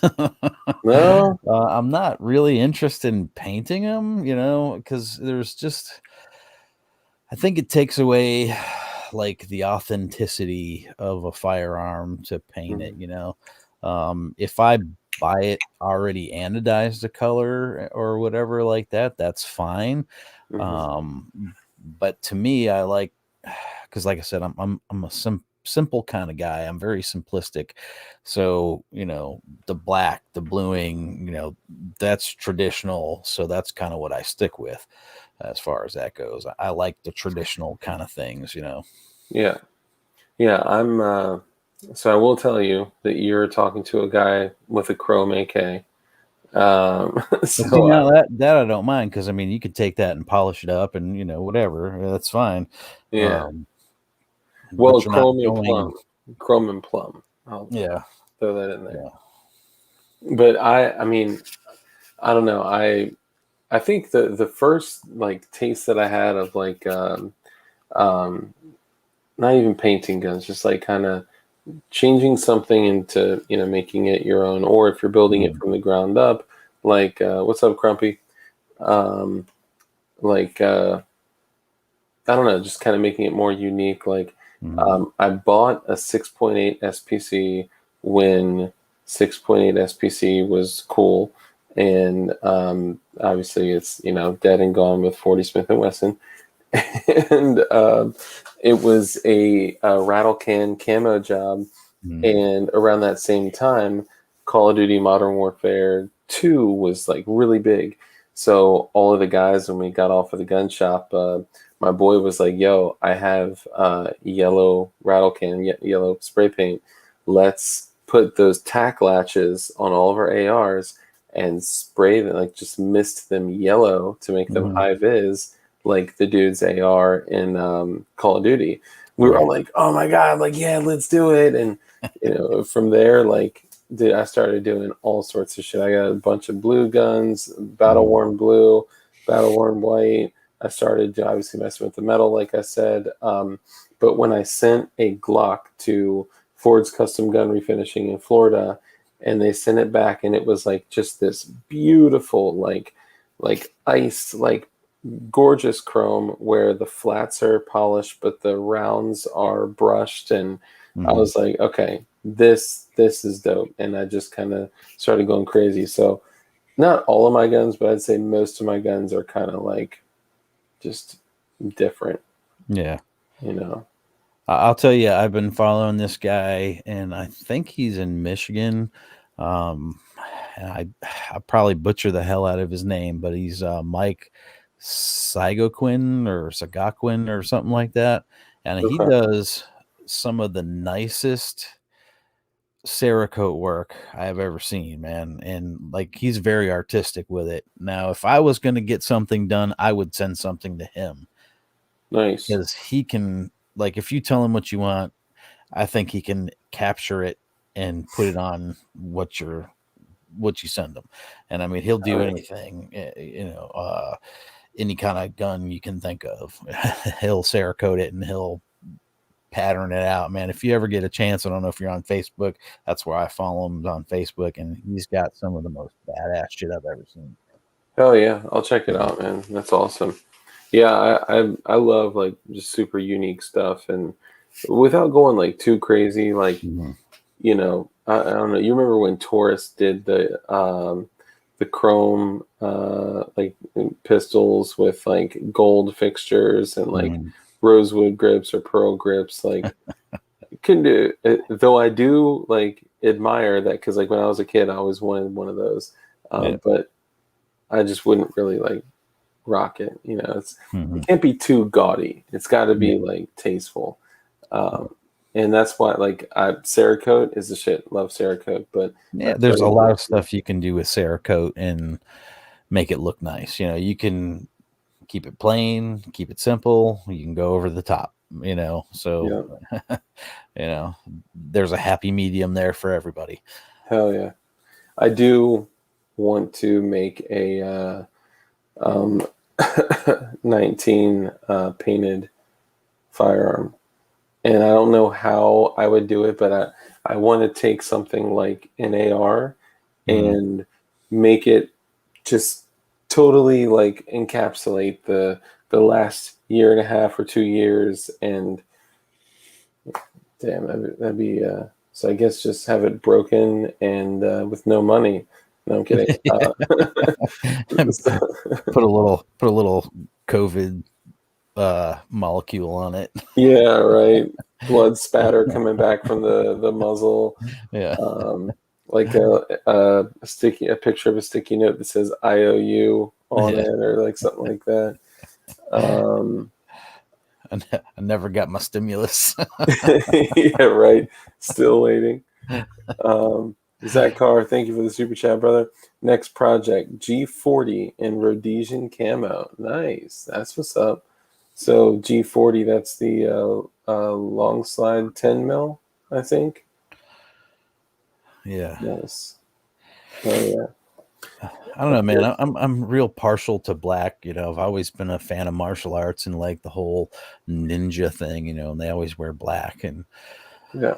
I don't know. That's I was from the time I was a kid growing up. I've always been into martial arts, and I've done martial arts, and we always used to watch the ninja movies and try to mimic the things they're doing. We buy the outfits and go play out in the woods and shit. So Oh yeah. How what kind of martial arts? oh man, I've taken an Okinawan style of karate. I've done a wushu kung fu. I've done jeet kune do Damn. and a mixed martial arts of a couple different kinds of Korean martial arts called Hapmudo.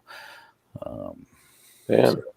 I also did a little bit of Golden Gloves. Never fought in any tournaments or anything because it's kind of funny because when I first started, I was fresh out of football season in high school and I was about 175 pounds, 175 pounds. And I used to run 4 miles every day to get to the gym. And then I'd work out and train at the gym and then I'd run home from the gym. Right. Damn. When we were getting ready for the tournaments to start coming up, the old guy there, he's a real old guy and had been training at the training boxers at the Y for like 60 years. He's like, how much do you weigh? I was like, I'm probably about $160, $170. He's like, no, there's no way. There's no way. And I mean, the whole time I was fighting people in that weight class and Mm-hmm. just pushing them all over the place, Damn. beating them, pushing them all. And I only weighed 148. Damn. Yeah. So he's like, you can't fight in the tournament. He goes, I've been putting you up against all these big, heavy people. And he said, you're hurting them. If I put you in your own weight class, you're going to break somebody's skull open. I was like, that's fine. I never really came here to do the tournaments anyway. I just wanted to train more with my hands, Yeah, dude.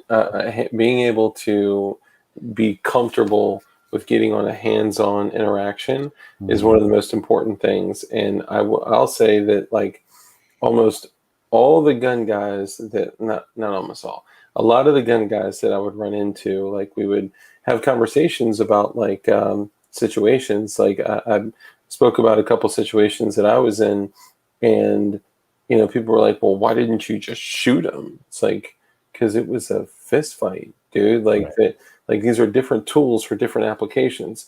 And if someone carries a gun and doesn't have the ability to go hands on and do so with confidence, and you don't carry a medical, not even Right. like carry, I'm not saying like you need to strap like a med kit to your like ankle like a lot of people do. Yeah. If you do, that's dope. More power to you. Like that's awesome. You are a better man than me because I'll keep medical in my car. I'll keep medical on like my plate carrier. I'll keep medical like close by, obviously for the family. Keep stuff. But I'm not going to carry it like on my person. Right. But the ability to like be comfortable with being thrown around and throwing someone around and being comfortable with fighting, like that's what I did Taekwondo for probably, God, I don't know, like most of my like, childhood adult life and got up to first degree black belt. I almost got up to second dan and then I quit because, quitting was the only cool thing that we did when we were kids. Yeah. And, but it taught me like to respect people, to be humble, to, be more disciplined and to know that like these little like sleepers, man, these little dudes with like long reach and bony ass knuckles, like God, man, they can wear your ass out.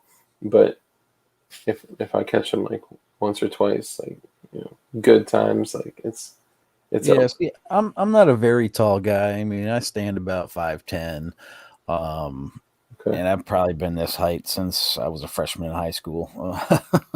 um, but for me, anytime I've ever, even just messing around and stuff, and I always like it when the tall guys always come up to me and like, oh yeah, I can keep you away from me with my reach and yada yada this and that. And I'm like, okay, Yeah.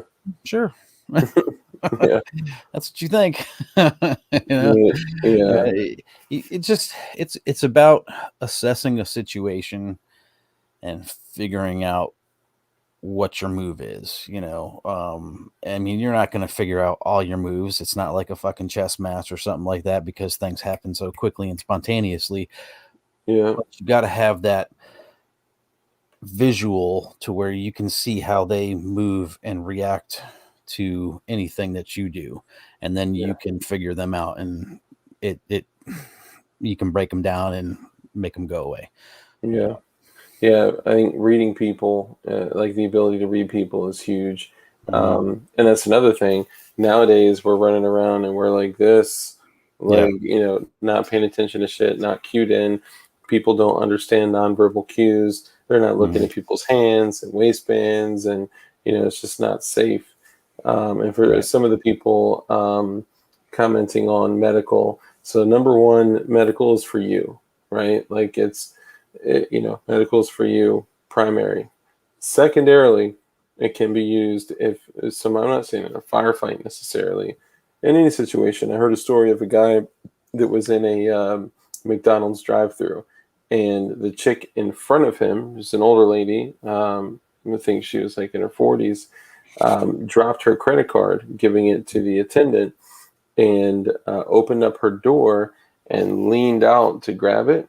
And when she leaned out to grab it, she took her foot off the brake because her car was Oh. not in park. And her car just kind of started slowly moving. Mhm. And as she got back in her car to try to stop it, the door hit the brick wall and closed on her leg and Oh, almost like not literally fun. removed her leg. Right. And it was basically like it went from a one lane road to a U-turn. Yeah. her leg, and it was really bad and messy, and she was bleeding profusely. And the Yeah. dude just literally grabbed his tearaway kit and took out a tourniquet and saved her life. Yeah. I mean, Yeah, sometimes that's all you need is a tourniquet. You yeah, know? yeah, I mean, it's fine to have some band-aids and some gauze and things like that, but yeah. Poopy kits. just for quick reaction circumstances, really a Yeah, tourniquet's all you need. yeah, yeah, yeah. And the other thing is um, Narcan, right? Like you're more likely to run into somebody ODing off of heroin than you are someone that's going to need some hollow points in their Mhm. chest, Yeah, or medical. I could tell you that for a fact. Growing up in Massachusetts, I've seen a lot of that kind of stuff. Yeah, yeah. That's in my area. It's really prevalent too. Mm, I'm actually in recovery myself. Been clean for almost 11 years, and I used to have a serious substance abuse issue mm. with opiates, Yeah, and in I can't Massachusetts, say that I'm shit's innocent bad. either. Yeah, yeah. Uh, Like we all, go through different phases in life. mhm. I, fuck it, I'll bring it up. I met somebody today that was probably the most unique person that I've ever met, and I got a couple guests that are um, going to be coming up in the near future, and they are light years beyond any guests that we've had. And obviously, like Gorilla Guns is our number one best guest ever. Just gonna say that now. um, but I mean, these are I couldn't take away from you while you're here. But these are people that I never even would have imagined to ever get these. Mm, And we've had Brandon Herrera, James Reeves, Cody Wilson, Nicholas Green. We've been blessed to have some of the most incredible people on here. mhm. But today, in my like professional job, um, I went to an appointment, and I go to the appointment. Fuck, I don't even know if I should say this. Um, Fuck it. Oh well. So I go to the appointment, and I'm walking through this potential client's home, and I go into the basement, and I see all this Narcos stuff, the show Narcos, the Pablo Escobar Mhm. show, and there's Narcos posters everywhere, and there's signed shit everywhere. And then I hit the corner, and there's these stainless steel racks of just books and books and books and books. And then I see all these plaques. And I see one of the plaques says ICE. One of the plaques says DEA. One of the plaques says, Leo. And then I turn the corner, and he has a thin blue line sticker, and he has a desk and a podcasting setup. And I'm like, all right, dude, who are you? And he's like, what do you mean? And I'm like, well, what's all this stuff about? He's like, well, I'm Steve Murphy. It's like, okay, like that, and it was like, you're Steve Murphy, the DEA agent that arrested Pablo Escobar. It's like, yeah.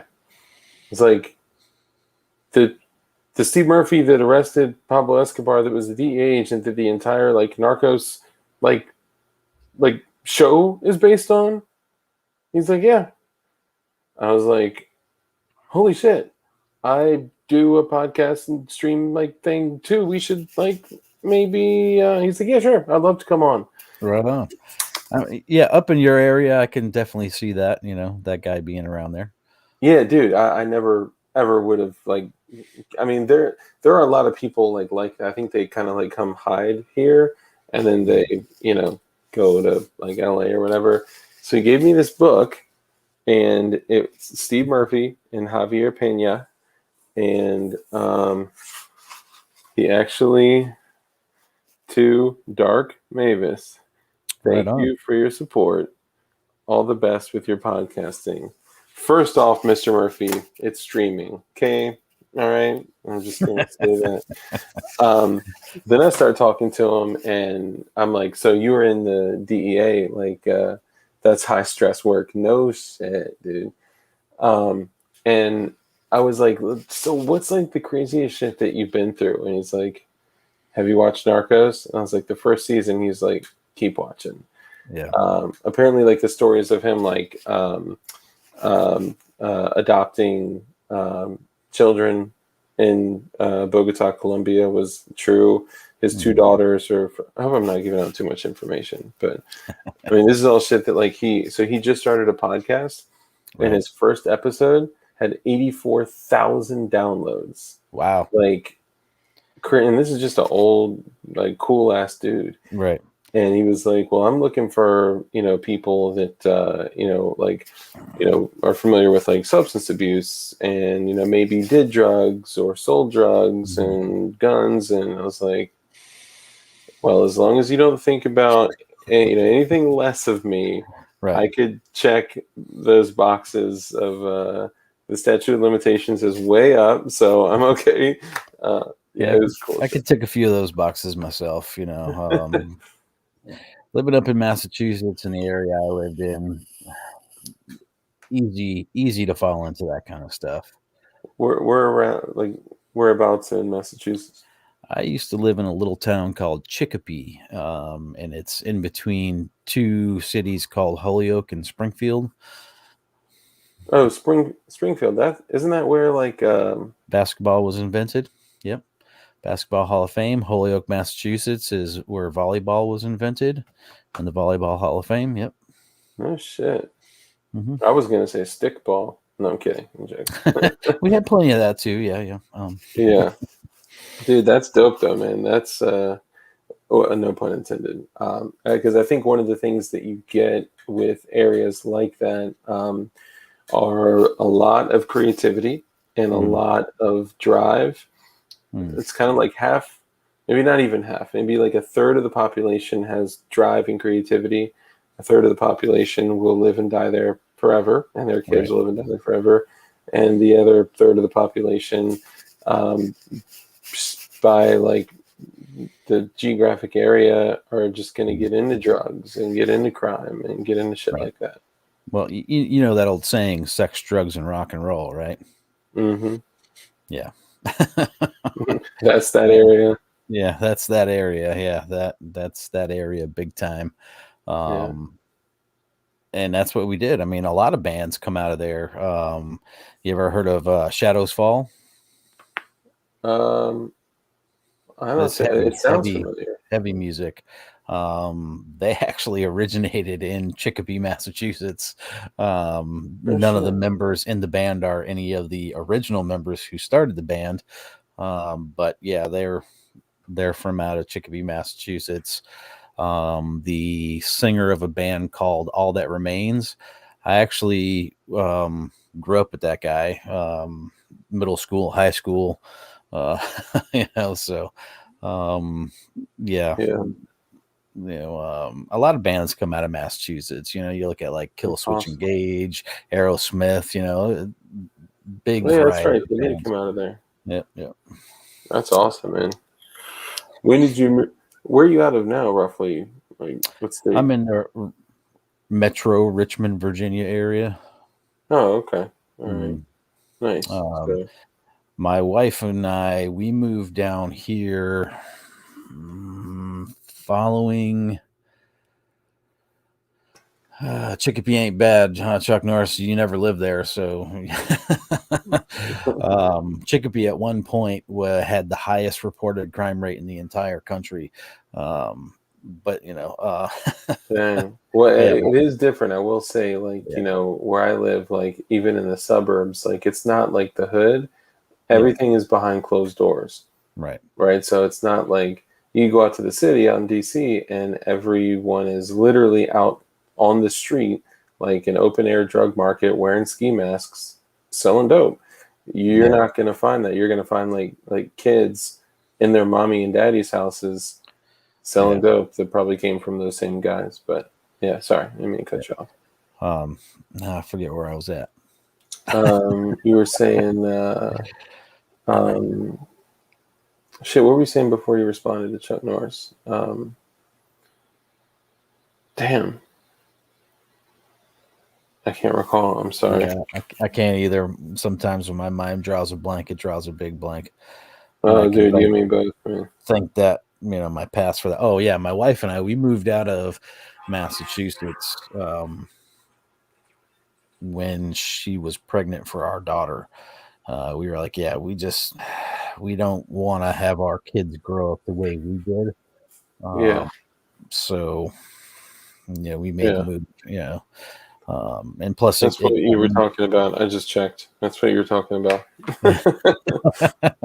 it got me out of a lot of the stuff I was mixed up in as well. So, it was a good move for us. We were motivated to get out and just start new, and that's exactly Yeah, what we did. good for you, It man. was different. How how There, familiar are you with Poe White, or what not some at people all. call Powhite? No, Mm. Poe White Parkway.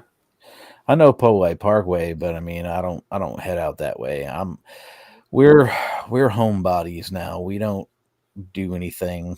You know, Yeah, we yeah, we stay where we're at. We stay to ourselves. yeah, Um, I don't typically go very far for anything for any reasons, unless it's going shooting. That's about the only thing I do nowadays.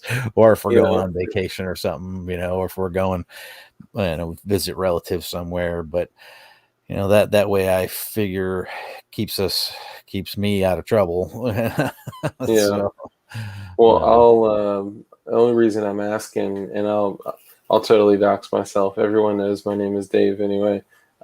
So I asked about Poway Parkway because mm, I had family out there, and my grandfather and grandmother both lived out there. My mother grew up out there, mm, and Hathaway Towers right there, the first high rise that was ever built in Richmond, was actually built by my grandfather. He was a oh wow. real estate attorney, and the tennis club out there he founded as well.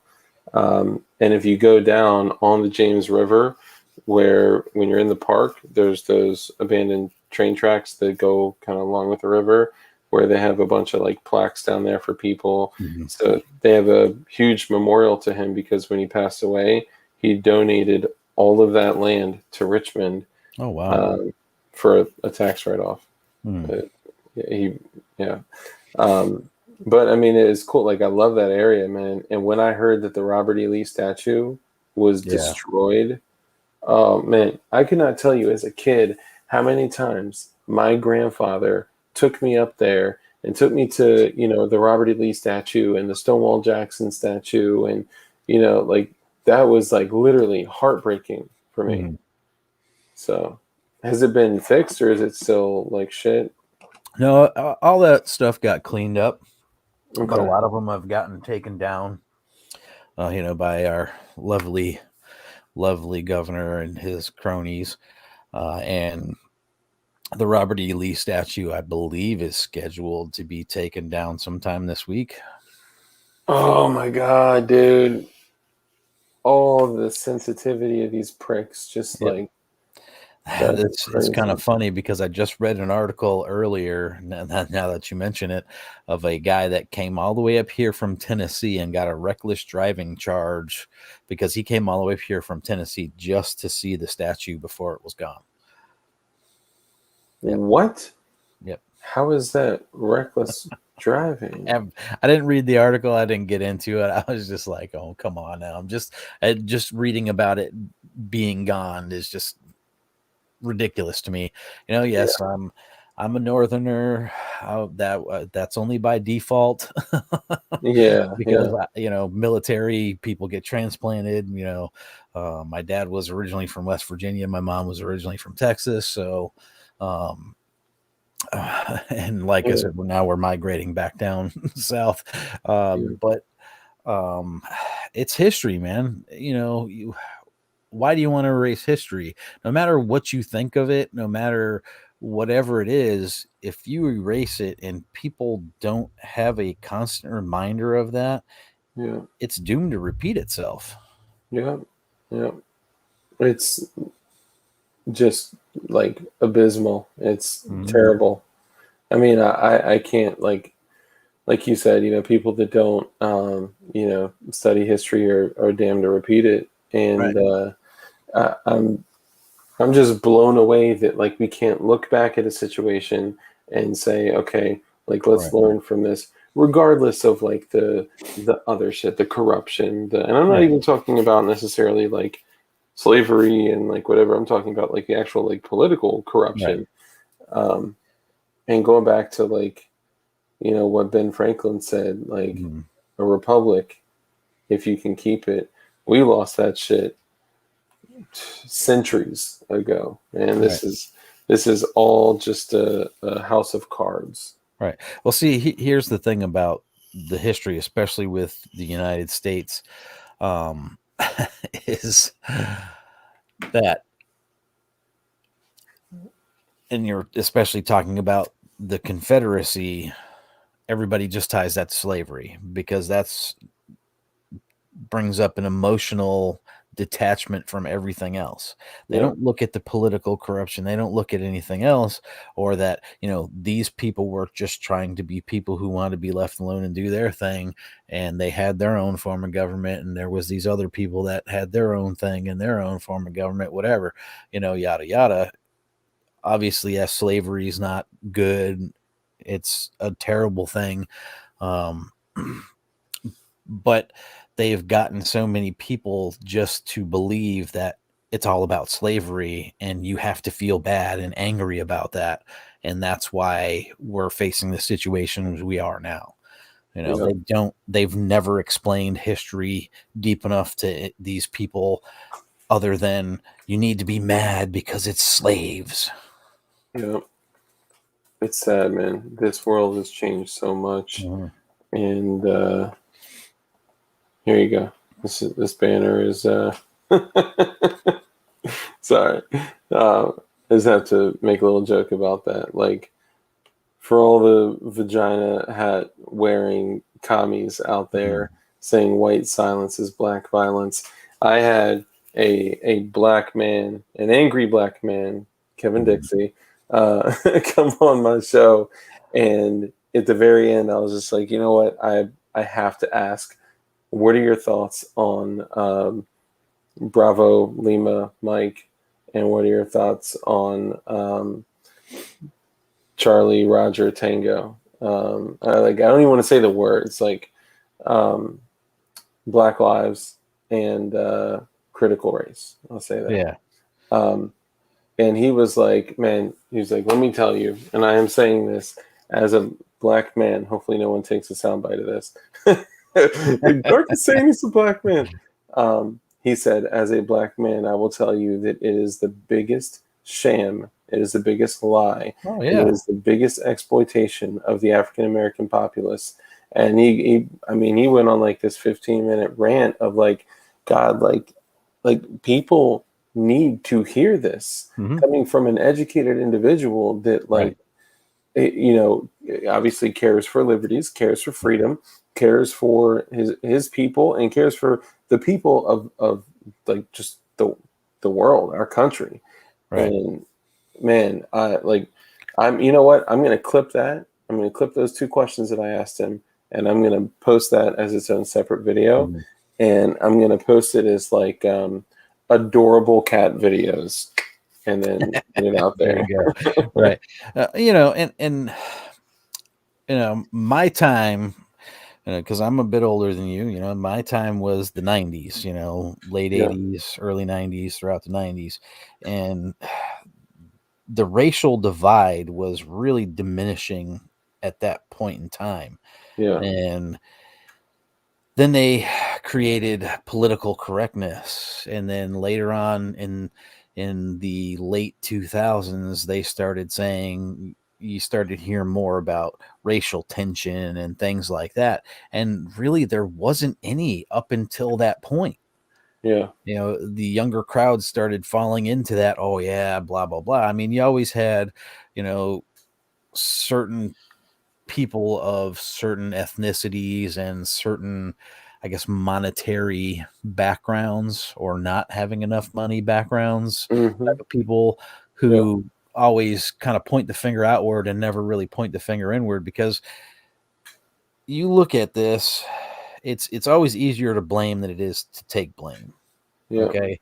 And you look at these people, or anybody for that fact of the matter, no matter how smart you are, no matter where you come from, what you've done, what you do, what you did, there's an opportunity out there for you to make your life better. You just have to be motivated enough to find it, take it, and run with it, and get yourself out of that situation. yeah. You know, in my life, I've been down in the gutter.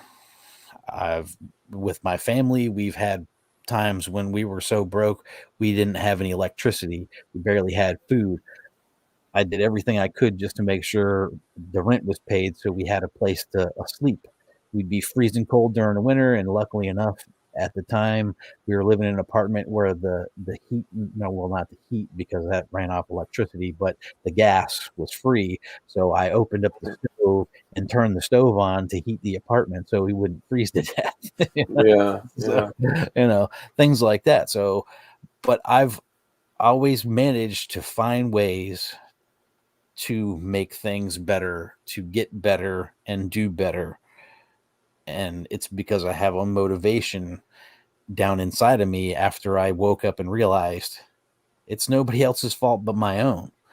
hmm, Sure, somebody could have helped cause the situation in some respects, but it's 100% my fault for falling into that trap, yeah, you know, and lying down and not being motivated to not get there or get out fast enough, or to see it coming, because I was too busy going like this instead of like this. You know, if you always continually will look outward, you will never know what's inside of you. You know what I mean?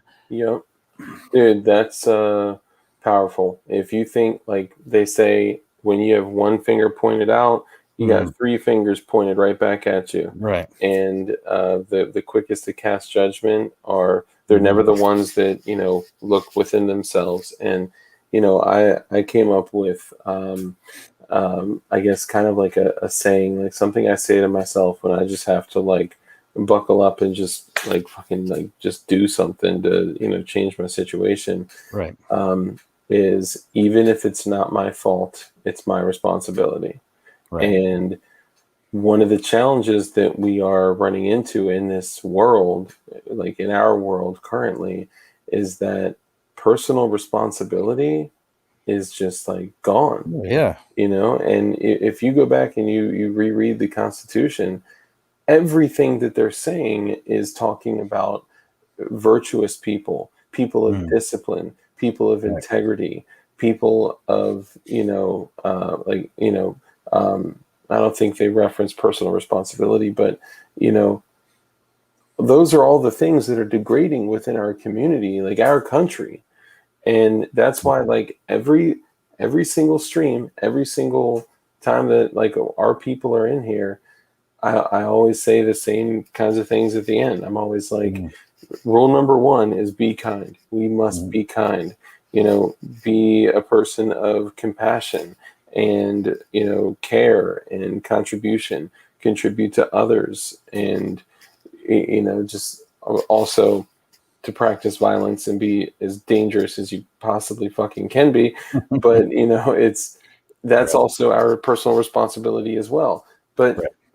I guess the thing that I you know, from what you said, is that, you know, if you're always focused on why you're a victim, you'll never be the victor. Right. You know, so I admire what you're talking about. And that's another thing too.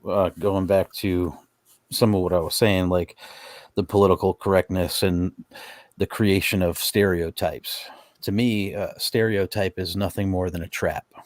Mm-hmm. So if you hear the stereotype, start believing it, get yourself wound up in it, you're stuck in that trap that they set for you. And that's right where they want you, Yeah.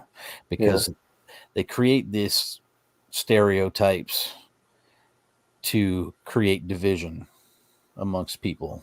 Yeah. And once people realize, hey, it's a trap, and they can wake up and they can get out of it, then we'll be much better off. Dude, man, you're you know, speaking music to my ears, because I couldn't tell you how many times that we've said, like, you know, everything that's happened is like by design. The bifurcation of our country right in front of us. We are being separated. We Mm-hmm. are being divided. And, you know, and I kind of put it like this: if you grab a balloon and you squeeze it in the middle, you apply that pressure, it pushes out air to both sides, Right. and it separates those two, you know, Mm-hmm. masses, and it increases pressure tremendously. Right. And you can only go on for so long when it's like this. And what they want is, you know, I say they, whether that's the government, the, you know, New World Order, the world government, the whatever the hell, like, you know, I don't know specifically, but the people that want to separate our country Mm-hmm. are, they have the ability to destroy us, Oh and yeah. they have their eye on the white military aged male that is armed, that will rebel. He Mm-hmm. is the enemy. And if we create racial divide, political divide, and evil Mm-hmm. is at the helm, they're Right. gonna win, you know. Well, how they first started is they started with the minority. You got to be afraid and hate the minority because they do this, that, and the next thing.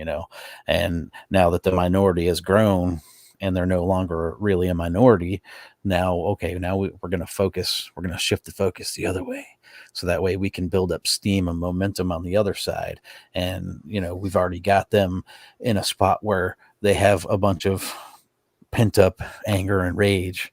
But there was a point in time when people just forgot about that, not 100%, but people forgot about that because people just realized, hey, we're all just fucking people. Yeah, Why can't we all get along? Oh, wait a minute, we can. And we started doing that. So then that's why they had to redirect the focus, yeah, and they redirected the focus. And that's why they politicize it, they publicize it, and they shove it in your face 24 hours a day. yeah, Um, so that way they can brainwash you and get you to start believing it. You know, yeah, if the news was just actual news, we wouldn't have half the problems we actually have. yeah. If they Well, could just, if they were so, and this is my opinion, and I believe it to be the truth, that they've taken that term from the Constitution, freedom of the press, and they've reworked it to mean like, oh yeah, we're the press, we have freedom to do whatever we want. No, you don't. You have the freedom to get the information you need to report the truth, not Yeah. to twist it to your agenda or to somebody else's agenda. So, The truth hasn't mattered to right, them in a long for a time. long time. Hmm. Yeah. And I mean, looking back at like 200 years, I mean, yeah, this would start a whole another conversation, but um, it's hard to look at this and think that it is not by design to slowly bring us into a state of just pure communism Hmm. and slavery. Right. So, if you, there was I can't remember the guy's name. He was actually a black man, and back in, I want to say it was the 60s, late 50s, 60s, where he actually joined the Communist Party as a black man. And he started in the United States, where communism, is not really a thing, but it's getting to be a thing because, they want to, the way they look at it is they want to build it from the inside out. That way they can take over. It's going to take time, yes. But he realized that, okay, he was a token to them because they can use the minority to help create the divide and the separation to bring the chaos. Yeah. They didn't care about anything else because they knew that, okay, especially in this country, because of the history of this country with the slavery, and then you know um, the minority, the black people trying to come up and gain their independence and their freedom in this country and to integrate, and they fought through segregation and all that stuff. They knew they could use that to their advantage to help create that division, Yeah. and It's they're crazy. doing it once again. The place that we're in now is pretty terrifying. Right. I didn't know you were this based, man. That's pretty dope because I haven't heard you talk about a lot of these subjects, so that's kind of cool that I got to see this side of you. Mhm. So I appreciate that. Well, like I said, growing up in the time I grew up in, experiencing the things I've experienced, I've never been a person who hates anybody.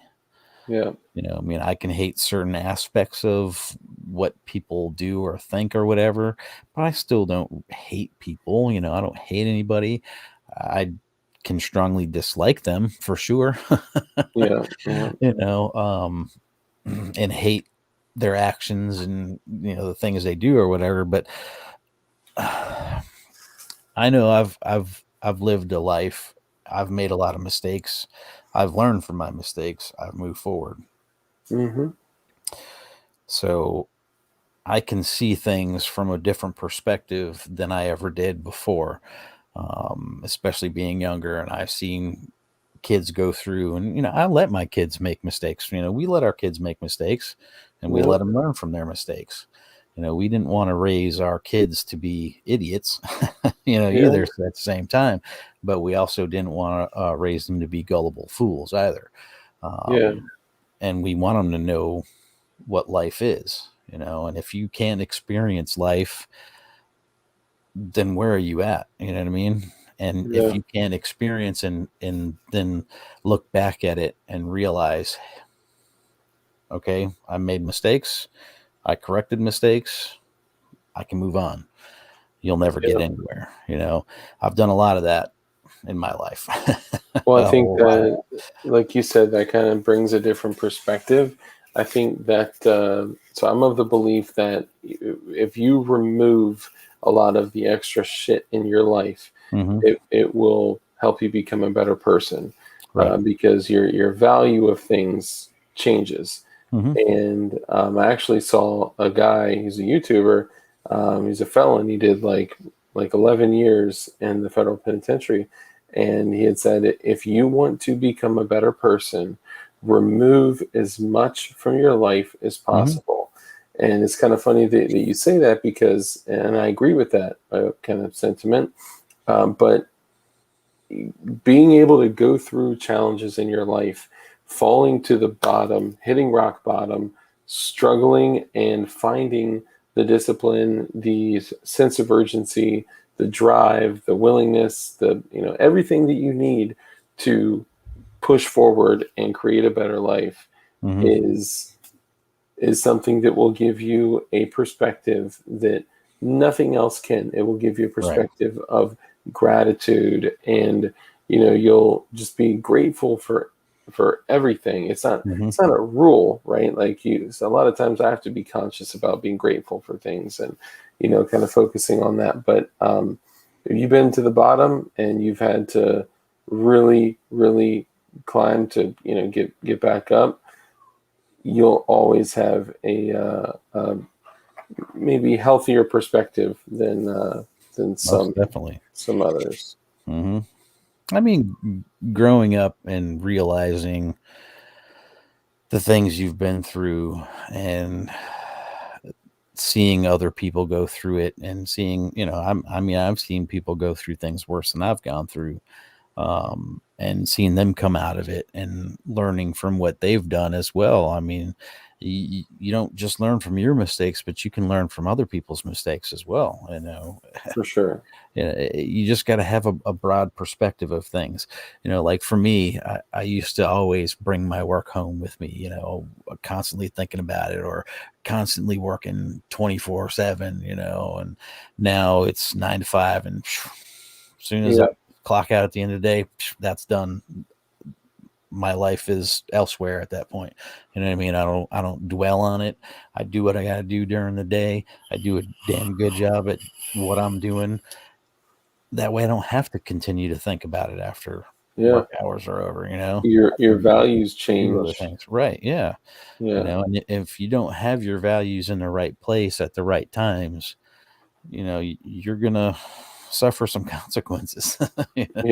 Trust me, I've been there. I've done it,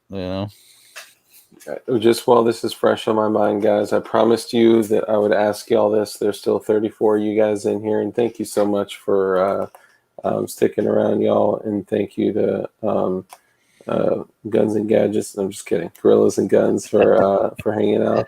I'm going to type something in chat, and I'm going to ask that everybody that's engaging in chat, please submit your answer before we end the stream. It is vital to our community that you answer this question, okay? Even if you're just lurking, even if you're, one of the 4 ATF agents that disliked my stream, just please answer, something, okay? I was one of those 4. Damn it, I knew it. I had to give it a thumbs down just because I'm on. I mean, of course.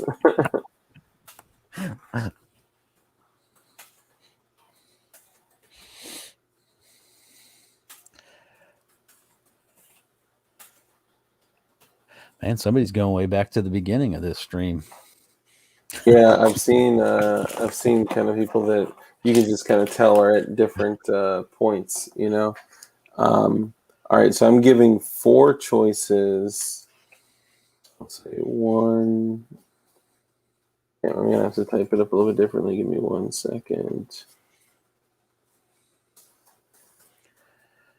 2. So we're doing a community build.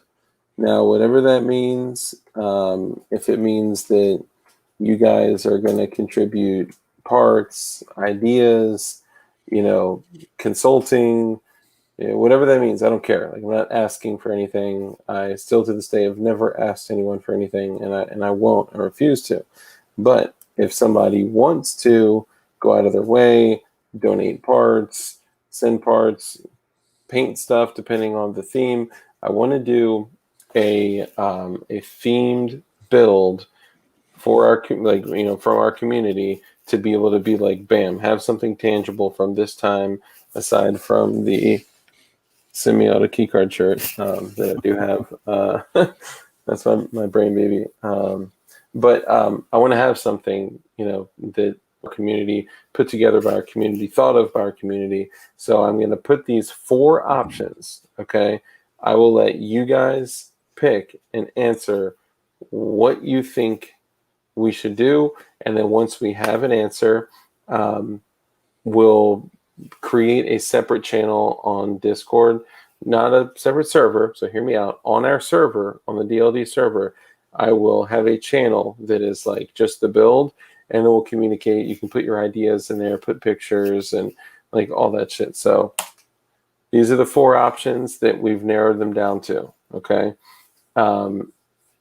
Whatever you guys think is best, whatever your vote is, you can only pick one. Okay. So it needs to glow in one way or another. I know it's got to glow.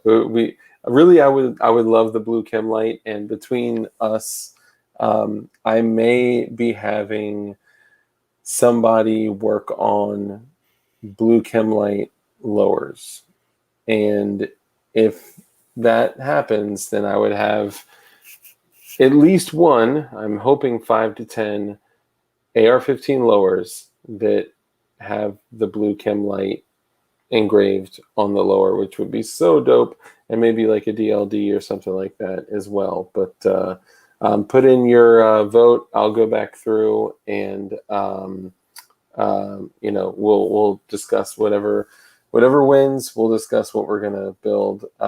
I would love to do the gay K47 or the gay R15. Yeah, I'm really liking the gay thing. Yeah, I just know there's going to be like dicks all over it. Like there's going to be like a dick bayonet.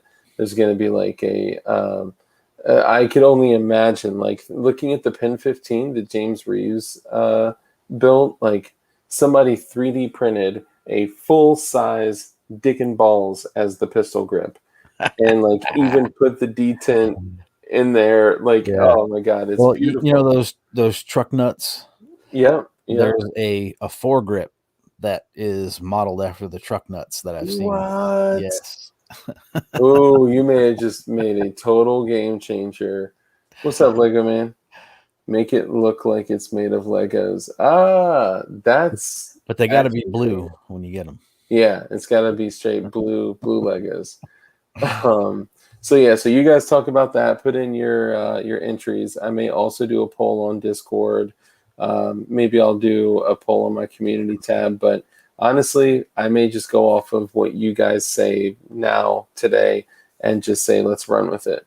So, anyway, so back to what we were saying. I appreciate your perspective and, what you've added. I think that, it's cool to see someone else that, has kind of shifted their perspective and kind of been humbled by the world and then rebuilt their life from it. So kudos to you, man. Right on. It's awesome. Now we give every guest the honor of naming the stream. So you get to name the stream anything you want. Oh boy. All right. I'll change it now. Oh boy. We've actually done that before. We playfully say this almost every single time, but we had Cody Wilson on, and we told him like, hey, give everyone the honor of naming the stream, and he was like, shit, fuck. We're like, okay, shit, fuck with Cody Wilson. You got it. There you go. Yeah. Well, then let's just call it oh boy. I know. We could do that. You down with that? Yeah, let's go for it. All right. So, oh boy, with Gorillas and Guns. Yeah. Okay, cool. I'll do that. Let me see if I. Because that can go so many different ways. I know, right? Sometimes it doesn't let me edit it while I'm in the stream. Yeah. Yeah, but let me see. It may let me do it. Boy, it is. Oh, Guerrilla boy. warfare. Oh, nice. Oh, boy.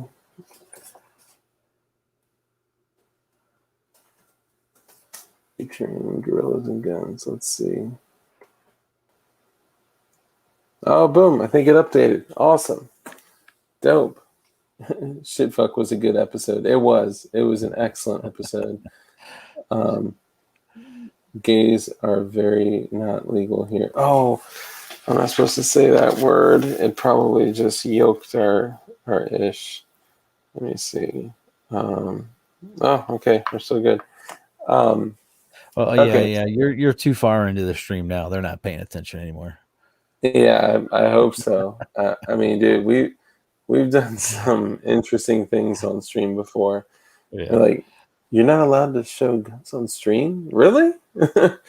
We've Yeah. shown a lot of airsoft Yeah. on stream, but Yeah, I've never seen anybody stream get cut off from showing them, Flying being Rich just did. demonetized. Really? Yeah, Oh, Flying Rich was putting that's new. together, not even like putting it together. 2AEDU just got kicked too for Yeah. showing, get this, a slide. He Wow. was showing a slide. Even a part, huh?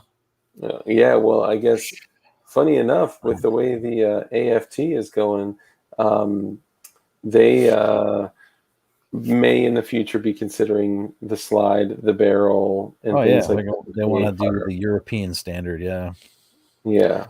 serialize everything. Yeah. Yeah. Well, I'm right now up there looking at an 1851 Colt Navy revolver that was carried and used in the Civil War by my great great grandfather.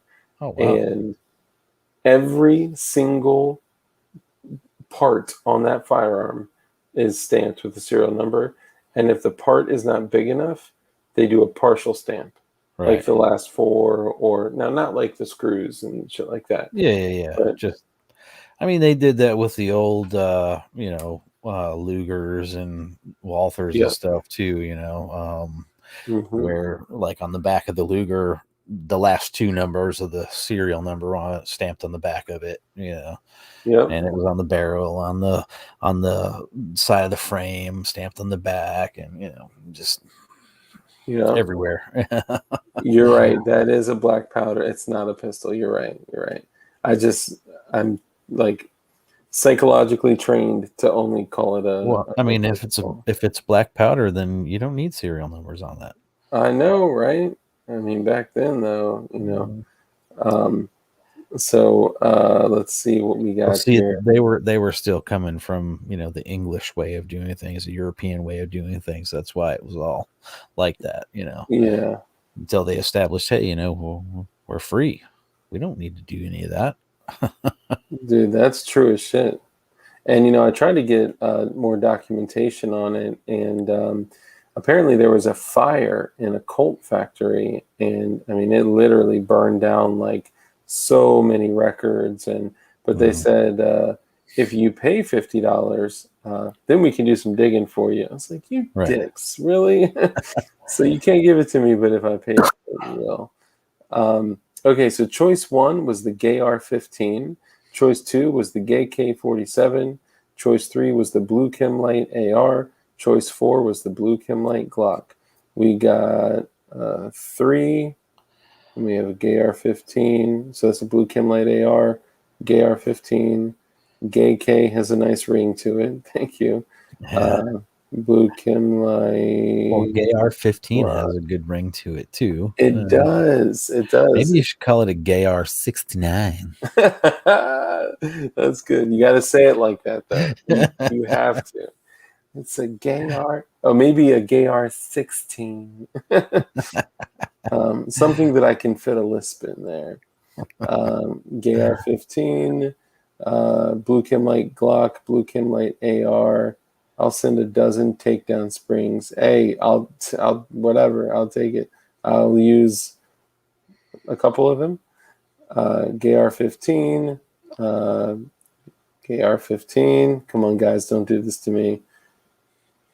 Turk McGirt said, fuck, 3, which is the Blue Chemlite AR. Gotta glow. Backdoor says he's happy whether it's 1 or 2. A Lego. Yeah, I know, right? As long as it's gay. As long as it's gay, like you guys are happy. Lego man, can you make it look like a Lego AK? That I may do that as a side project because that would be dope. Just because my curiosity as to just what that entails is killing me. Number 1, the Gay R15. Okay. No Gay R says the end is near, beware. And then let's rub blue weens together. Okay, all right. Gay R15 is good. Oh, I lost. Damn it. Hold on. Gay R15 is good too, though. Oh, okay, hold on. We can't be voting twice now. Anybody that don't want that Gay R15 is gay. Oh, we're definitely. You can use the blue chem and have it as a trademark for your channel. So it actually it is our unofficial trademark, and YouTube technically does have this copywritten to our channel, but I don't have it actually like. I mean, I could go crazy, make an LLC, and like like incorporate the the thing. I don't know. No one's gonna steal a blue chem light, dude. Most people don't even understand why it's a blue chem light. Safety with a limp and erect. Okay, that's good. But if we have little blue pills, then we won't have an issue. That's all the votes that I got, y'all. Come on, man. Gay R15 bullpup. Ooh, that would be a blast. That would be so exciting. Just fabulous. It's so incredibly fabulous. But I also say that we have no hatred towards anyone's sexuality, and so we are just what you are. Yeah, right. We're just being do what you want to be, do what you want to do. I don't care. Blue chem light AR, the gay K. God, it's gonna be hard to rivet that bitch though. Blue chem light Glock and Tron theme. Oh, that could be cool. I changed my mind. Gay R15. Blue chem light, but which blue chem, Walter? The blue chem light Glock or the blue chem light AR? Gay R15, gay K. Damn, Thomas, you're voting twice. That's the number 3. That's the blue chem light AR.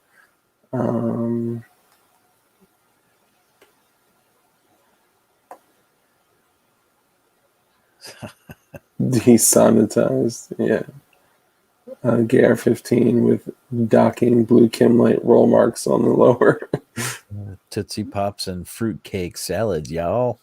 Hell yeah. Dude, where's Sport Brand, man? Where's Sport Brand when you need him? You must have a bayonet lug on the Gay R15 for the butthole strike device. Dude, I know we are going to make a bayonet out of a phallic-shaped object if we do the Gay R15. We have to. Just get a big dildo for the end of it, Exactly. Like it's what would be funnier is if it's like a really small one, like like a small skinny one. That has to be the muzzle brake. Oh, so that way the bullets. That's like they're like aluminum, like milled steel, and it's just like a little like shaft and sack. Like, oh, that would be perfect. Threaded in half by 28. Imagine me, combine the two. Oh, I like that. Imagine me going up to like my gun shop where like, they manufacturers, they have machines and stuff, being like, hey, I need you to make me a custom muzzle brake, a tiny penis. Tiny penis, tiny dick and balls. Yeah, and I'd like it in titanium. It's got to be fabulous. Can the Gay R15 be Cali compliant so it's full circle? Oh, that's good. Damn. Hey, something original, Scotty. You stuck around this entire time. I love that, man. Welcome to the channel. I appreciate you. Tiny dick flash suppressor. Absolutely. Okay, I'm all caught up on comments. 10 gauge shotgun that shoots Benoit balls. Just like you can make it Cali compliant by using a Cali key on it. Yeah, they got that new bolt carrier that turns it into a like bolt action. Right on. And then when you just pull out the guts, pull out the bolt carrier and charging handle, throw it on the ground or in the trash, preferably. Pull and then out. then you put in an actual bolt carrying. I think that whoever designed that was genius because it allows people in the People's Republic of California to, be compliant Well, to like at have home, it. yep. Yep, and then be able to throw in, a real bolt carrier group if Right. possible. Well, that's also why the Cali key I think is pretty interesting too, because that's just a charging handle, really. So Alex, that was good. That was good. You'd have to cut off the balls to make you Cali compliant. That's good. Um, I think that is the funniest thing you've ever said. I'm not going to lie. All right, so I'm going to do this real quick and then we can peace out of here. I know we've been here for 2.5 hours. Gorillas and Guns, man, thank you for coming on. This was a blast. yeah, right on, man. It's been cool. Yeah, dude, I'm glad we finally did this, even though we see each other in chat so often, but we never really get to talk this much. So that was great. So really quickly, I just want to show some support to the people that have been supporting the channel, coming on, and part of it is you guys know I don't get anything for doing this. I just want to show some love. Jordan with JSD Supply. He's a good guy. Yeah, man, he's just an incredible guy, and they are just literally the best prices for all your, building freedom needs. 3D printed frames, Glock 1911, SIGs, 80 ARs, 80 AR-10s, CZ, jigs. Dude, like while their polymer 80s were on sale, they were literally with code DARK. They were $89, dude. Nice. And if you use code DARK on anything, you get money off and free shipping. Let's use, like, this is an example. If you're just trying to get a Glock like pushed out as quick as possible, this is an upgrade from a factory because it's got front cocking serrations and all that, and it's all machined in the U.S. But it's $139, which is already stupid cheap. It would normally be like $149, $150 with shipping and then tax and all that. But with code DARK, you get it for $129 plus free shipping. So, I mean, I would definitely take advantage of that if you're looking to build a Glock. Now, I got the Revelation slides because they're milled for an RMR, and they're honestly just freaking super sick. They may be, they're back in stock. Dope. So this is the complete slide. It is got a barrel, sights even. He includes sights, upper parts kit and lower parts kit for $389, which, as you guys know, is stupid cheap, especially for an RMR milled slide. And use code DARK, you get money off and free shipping. And the P80s, let me see. Oh, does he have the 43? Oh, are they back in stock? Oh, god damn it. Sorry, I'm trying to find, I want that on my 43 or 43X. Sorry. Okay. I've been literally waiting to buy that. And how many P80s have you managed to build? So I have built about 10. Not all of them mine. How long did it take you to get them to run? The first one, or yeah, let's just say the first one. Man, the first one I probably put like 16 hours into. I did a lot of shit wrong, and it just, the pinholes is the number one thing that you get wrong. And when you're, if you're doing it correctly, like if you could do it with like the Dremel station that acts as a drill press that literally just does the pinholes like beautifully, holding it literally perfectly straight, and like that's the best way to do it. Most people don't have that setup or that option. Now, I would love to have that setup, but I didn't. I don't, and I did it by hand. I had even, see, guys, They went from $99 to $129. So you can still get them for $119 shipped, but which is still a much better deal. The best price I can find in most other places are like $149. So still a good deal. So check it out if you need parts. Well, the reason I asked is I have one here that somebody else started. It was done with a jig and on a drill press. The channel wasn't open far enough, and I fixed all that. Sanded down some of the rails and everything, and got the slide moving nice. But man, I mean, you get 4 or 5, sometimes 10 shots off in a row, no problems, and then all of a sudden, half-ass feeds, and then it just keeps doing it over and over and over again. So that's typically a barrel lug issue. What I've seen is that if you take a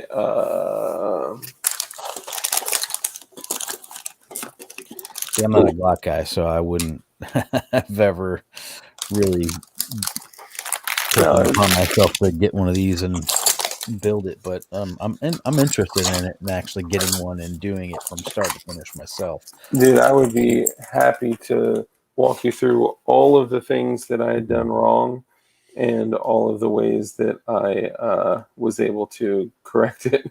Right. So can you still see me? Yep. Okay. So on the bottom of the, for any YouTube mods watching this, I'm just showing a literal barrel. This is not a firearm. So that lug right there at the bottom, Gen 3, Gen 2s, 3s, 4s, and 5s, they're all slightly different. Even though Gen 2s, 3s, and 4s, Gen 1 through 4 are all compatible, Glock started doing, holy moly, bro. Backdoor. When questioned on the 94 assault weapon ban, Janet Reno said, a barrel shroud is a shoulder thing that goes up. But we all know that man was really thinking about a man stick that goes up.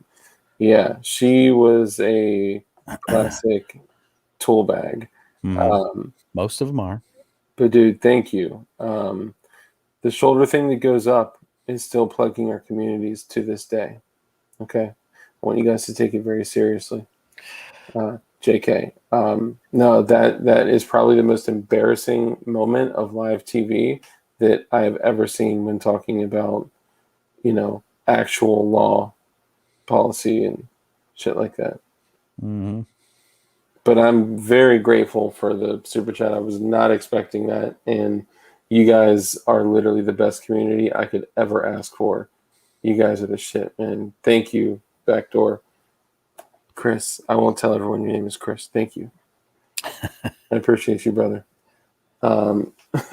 Janet Reno equals ugliest white woman ever, right?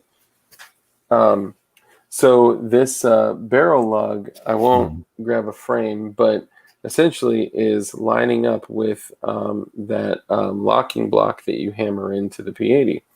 And they started to change this piece, that little. Wait a minute, I must be doing something wrong because I didn't have to hammer anything into the P80. Did the locking block just slide right in? Yeah. Okay. After I made a few modifications to it, but yes. Yeah. So the first few P80s that I did, I literally had to line it up and take a mallet and go thwack, like a full force, dude. Now, the newer ones, you can literally just put your thumb on it and it'll squeeze right in. But that was from poor fitment on their side. So some of them you had to hammer in, some of them you could push in. Some people just started to file and remove material. The only risk with that is that if you don't have it super tight in place, it could present an issue, but you'll have 3 pins in there. You should be fine. It's super tight. I mean, I just removed enough material through, take a little bit off, put it in, take a little bit off, put it in, type of deal. So, I mean, Patience is a virtue for sure, especially when it comes to gunsmithing or anything with guns. You're Oh yeah, working on it, and you always got to little by little little test fit. That's just how it goes. yeah, yeah. Um, so what may be happening is when you rack it back, does it drag or does it feel like there's a lot of resistance? Not anymore. No? Hmm. Does it lock back by itself without being empty? No, I mean even when it is empty, it doesn't lock back. Oh, Like if I'm really? shooting and I shoot that last round, it don't lock back. Damn. Maybe we'll chat offline about it if I can actually see it. Yeah, Maybe that'll help, and I'll show you some of mine. The right honestly, on. the most important thing for that I found is the pinholes being like 100% true is Mm, the most important thing because even having like the trigger pin being like slightly canted, yep. first it's going to cause a terrible trigger pull, and most people just deal with it because they think it'll get better through usage. Yeah.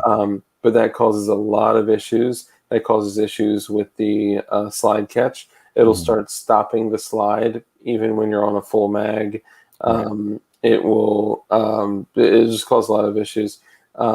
But if it may not be the barrel lug, then it could be a couple things. But if anyone else out there is having an issue with their P80, if it's not butter smooth when you're racking it and it's getting kind of caught up, what's happening is the size and shape of the locking block on the undercut there, the lug of the barrel, is not the right fit. So it cannot tilt up all the way Mhm. appropriately, and it's going to damage. People think it'll break in after a while, but really what you have to do is get in there with a file on the barrel lug and remove material. I would Mhm. not recommend removing material from the locking block. Um, but yeah, I'm happy to take a look and help in any way that I can. Right on. Um, last couple things, then we'll be out of here. Is so go to JSD Supply, use code DARK, buy some shit. Everybody that reached out to me that said they did, and that Jordan was thrilled that you used the code, and I really appreciate that. Just so you guys know, full transparency, I don't get anything for you guys using code DARK. I literally am just doing this so you guys can get a discount on some of the best price American made shit out there for building stuff. Um, so go to JSD Supply and buy stuff if you are building. Um, two other quick things is we are almost sold out of. Okay, so the regular patches have been sold out. We do have the glow in the dark patches. So Crump said he may be able to get more of the regular patches, um, but probably not. Yeah, no, we're sold out. And honestly, the glow in the dark ones are going to be sold out soon too, which is crazy because they haven't even arrived yet. They were supposed to be here on the 1st. They're late. But the glow in the dark ones literally glow like a teal colored blue. They're so dope. And during the boog, you have to wear one of these so you don't get canoed by another DLDer. Okay. We need to know that you're friendly. Okay. Now, another thing is if you use code DARK on Black Swan Tactical, even if you are, going and buying like, let's say, you know, 2A EDU stuff or John Crump stuff or Mhm. CRS Firearm stuff, or do you have stuff on here? I sure do. That's what I thought. Here it is. So let's say you're like, you know what? I want to support Gorillas and Guns because he's freaking awesome. And oh, you're the one with the shoes, Yeah, I got gorilla feet. dude. Yep. That's money. Yep. And if you use code Silverback for 10% off, all the proceeds I would get from anything that you buy goes to charity. That's awesome, man. Hell yeah. Yeah, those are fresh, man. I saw the shoes as an option, and I kind of wanted to put the eagle with holding a Kim light on there, but that's dope. Um, T-shirts, all the shit. So use his code. What was the code? Silverback. Silverback. Okay, Mhm. so use code Silverback to get 10% off. And then last part.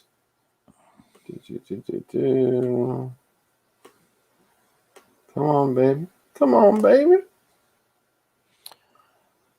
So when you see me in the boog, I'll be wearing assless chaps. Okay, you should be safe with that. Yep. As long as you're rocking the gay R15. Yep, and I'm gonna be running around screaming "fabulous." Yeah, you should be good then. Then like Yeah. he's one of us guys. They You know. know. They Yeah. know. I'll see if I can send you some blue chem lights. Just throw it on paracord and wear a blue chem light like a necklace. Yeah. Basically, it's I'll braid it into my beard. Yeah. oh, nice. That would be a literal glowing beard. So the blue chem light is it was kind of a joke of like, okay, if like a full on like boog happens, like how do we make sure we don't like canoe each other in the face when we're like out and about in pure mayhem? And we were like, well, like let's wear a chem light. And like, yeah, but everyone has chem lights. Like, well, everyone has like red chem lights, green chem lights, yellow chem lights, orange chem lights, but no one rocks the blue chem lights. Mhm. So we'll just do that. We'll rock blue chem lights. So then that became a thing. But it's also a play on the word glowy. The fact that everyone online is a glowy. Everyone online is a fed. So, Okay. All right. Now, last but not least, we are going to keep this open through probably another week or two in September, and then we're going to launch the new one. This is the Glowies Postal Exchange. We have the Glowies shirt. Keep in mind, all shipping and everything is included within the prices, so there's nothing additional outside of tax. I think you have to pay tax, but we have the Glowies shirt. We have the Glowies hoodie. The most popular, surprisingly, has been the glowy hat in camo, but we had to make our own pillow. So yes, we literally have a glowy pillow that is half camo and half Ameriflage, and both sides says glowies with a blue chem light. So, and it's actually a very nice pillow. Now, the coolest shirt that is on here, even though I love the glowy gear, is the semi-auto key card. Now, guys, it's important that you all realize that it is a semi-auto key card. I don't want it to get confused with other items that may be out there, but clearly it says semi-auto, so there's no confusion. Yeah, it's just a troll to the ATF. That's all. I just wanted to be able to create something that was just a straight troll. Now, since it's semi-auto, is that like bisexual? In a way, it's it can only be used in gay R15s. Okay. All right. Yeah, yeah. So With perfect for me and my chaps. yeah, it should go perfect. But you do have to run an SP1 bolt with it. You can't just run any full auto bolt. Just kidding. Oh, shit. I don't know if I should have said that. It doesn't matter. Whatever. Rail mounted gerbil cage for the Gay 15. Ooh, I like that. I like that. Guys, thank you for your time. The super chats, everything. Gorillas and Guns, dude, thank you. You're awesome. Had a blast hanging out and chatting with you, and we even got to some real shit, man. That was good. And all y'all, thank you. Appreciate all you guys. I'm going to be asking for some help and support on some accountability for myself. to stop staying up till 3 and 4 in the morning, and maybe going to bed at a more reasonable time for a healthier family life, so I can work on the relationship with my wife and possibly even being functional in the morning for my daughter. So we can work on that together. But I love you guys. Like I always say, be kind, live a life of care, contribution, compassion, contribute to others. Remember that a hand that's open to give is open to receive. And as you bless others, you'll be blessed. And just as you go through life like that, practice violence in a very responsible way. It is your responsibility to practice violence and be disciplined and just be the most dangerous motherfucker that you possibly can be. I love all y'all. Thank you. Any parting words for you, Mr. Silverback? Yeah, just be good, man. Be you, do your thing. You know, life is full of twists and turns, but don't ever let it get you down. Oh yeah, man. And don't forget your assless chaps. Yep. Always wear assless chaps. And if you ever see a blue chem light dangling out of assless chaps like an upside down tampon, you know who it is. All right, y'all. Be well. Peace. Later, guys.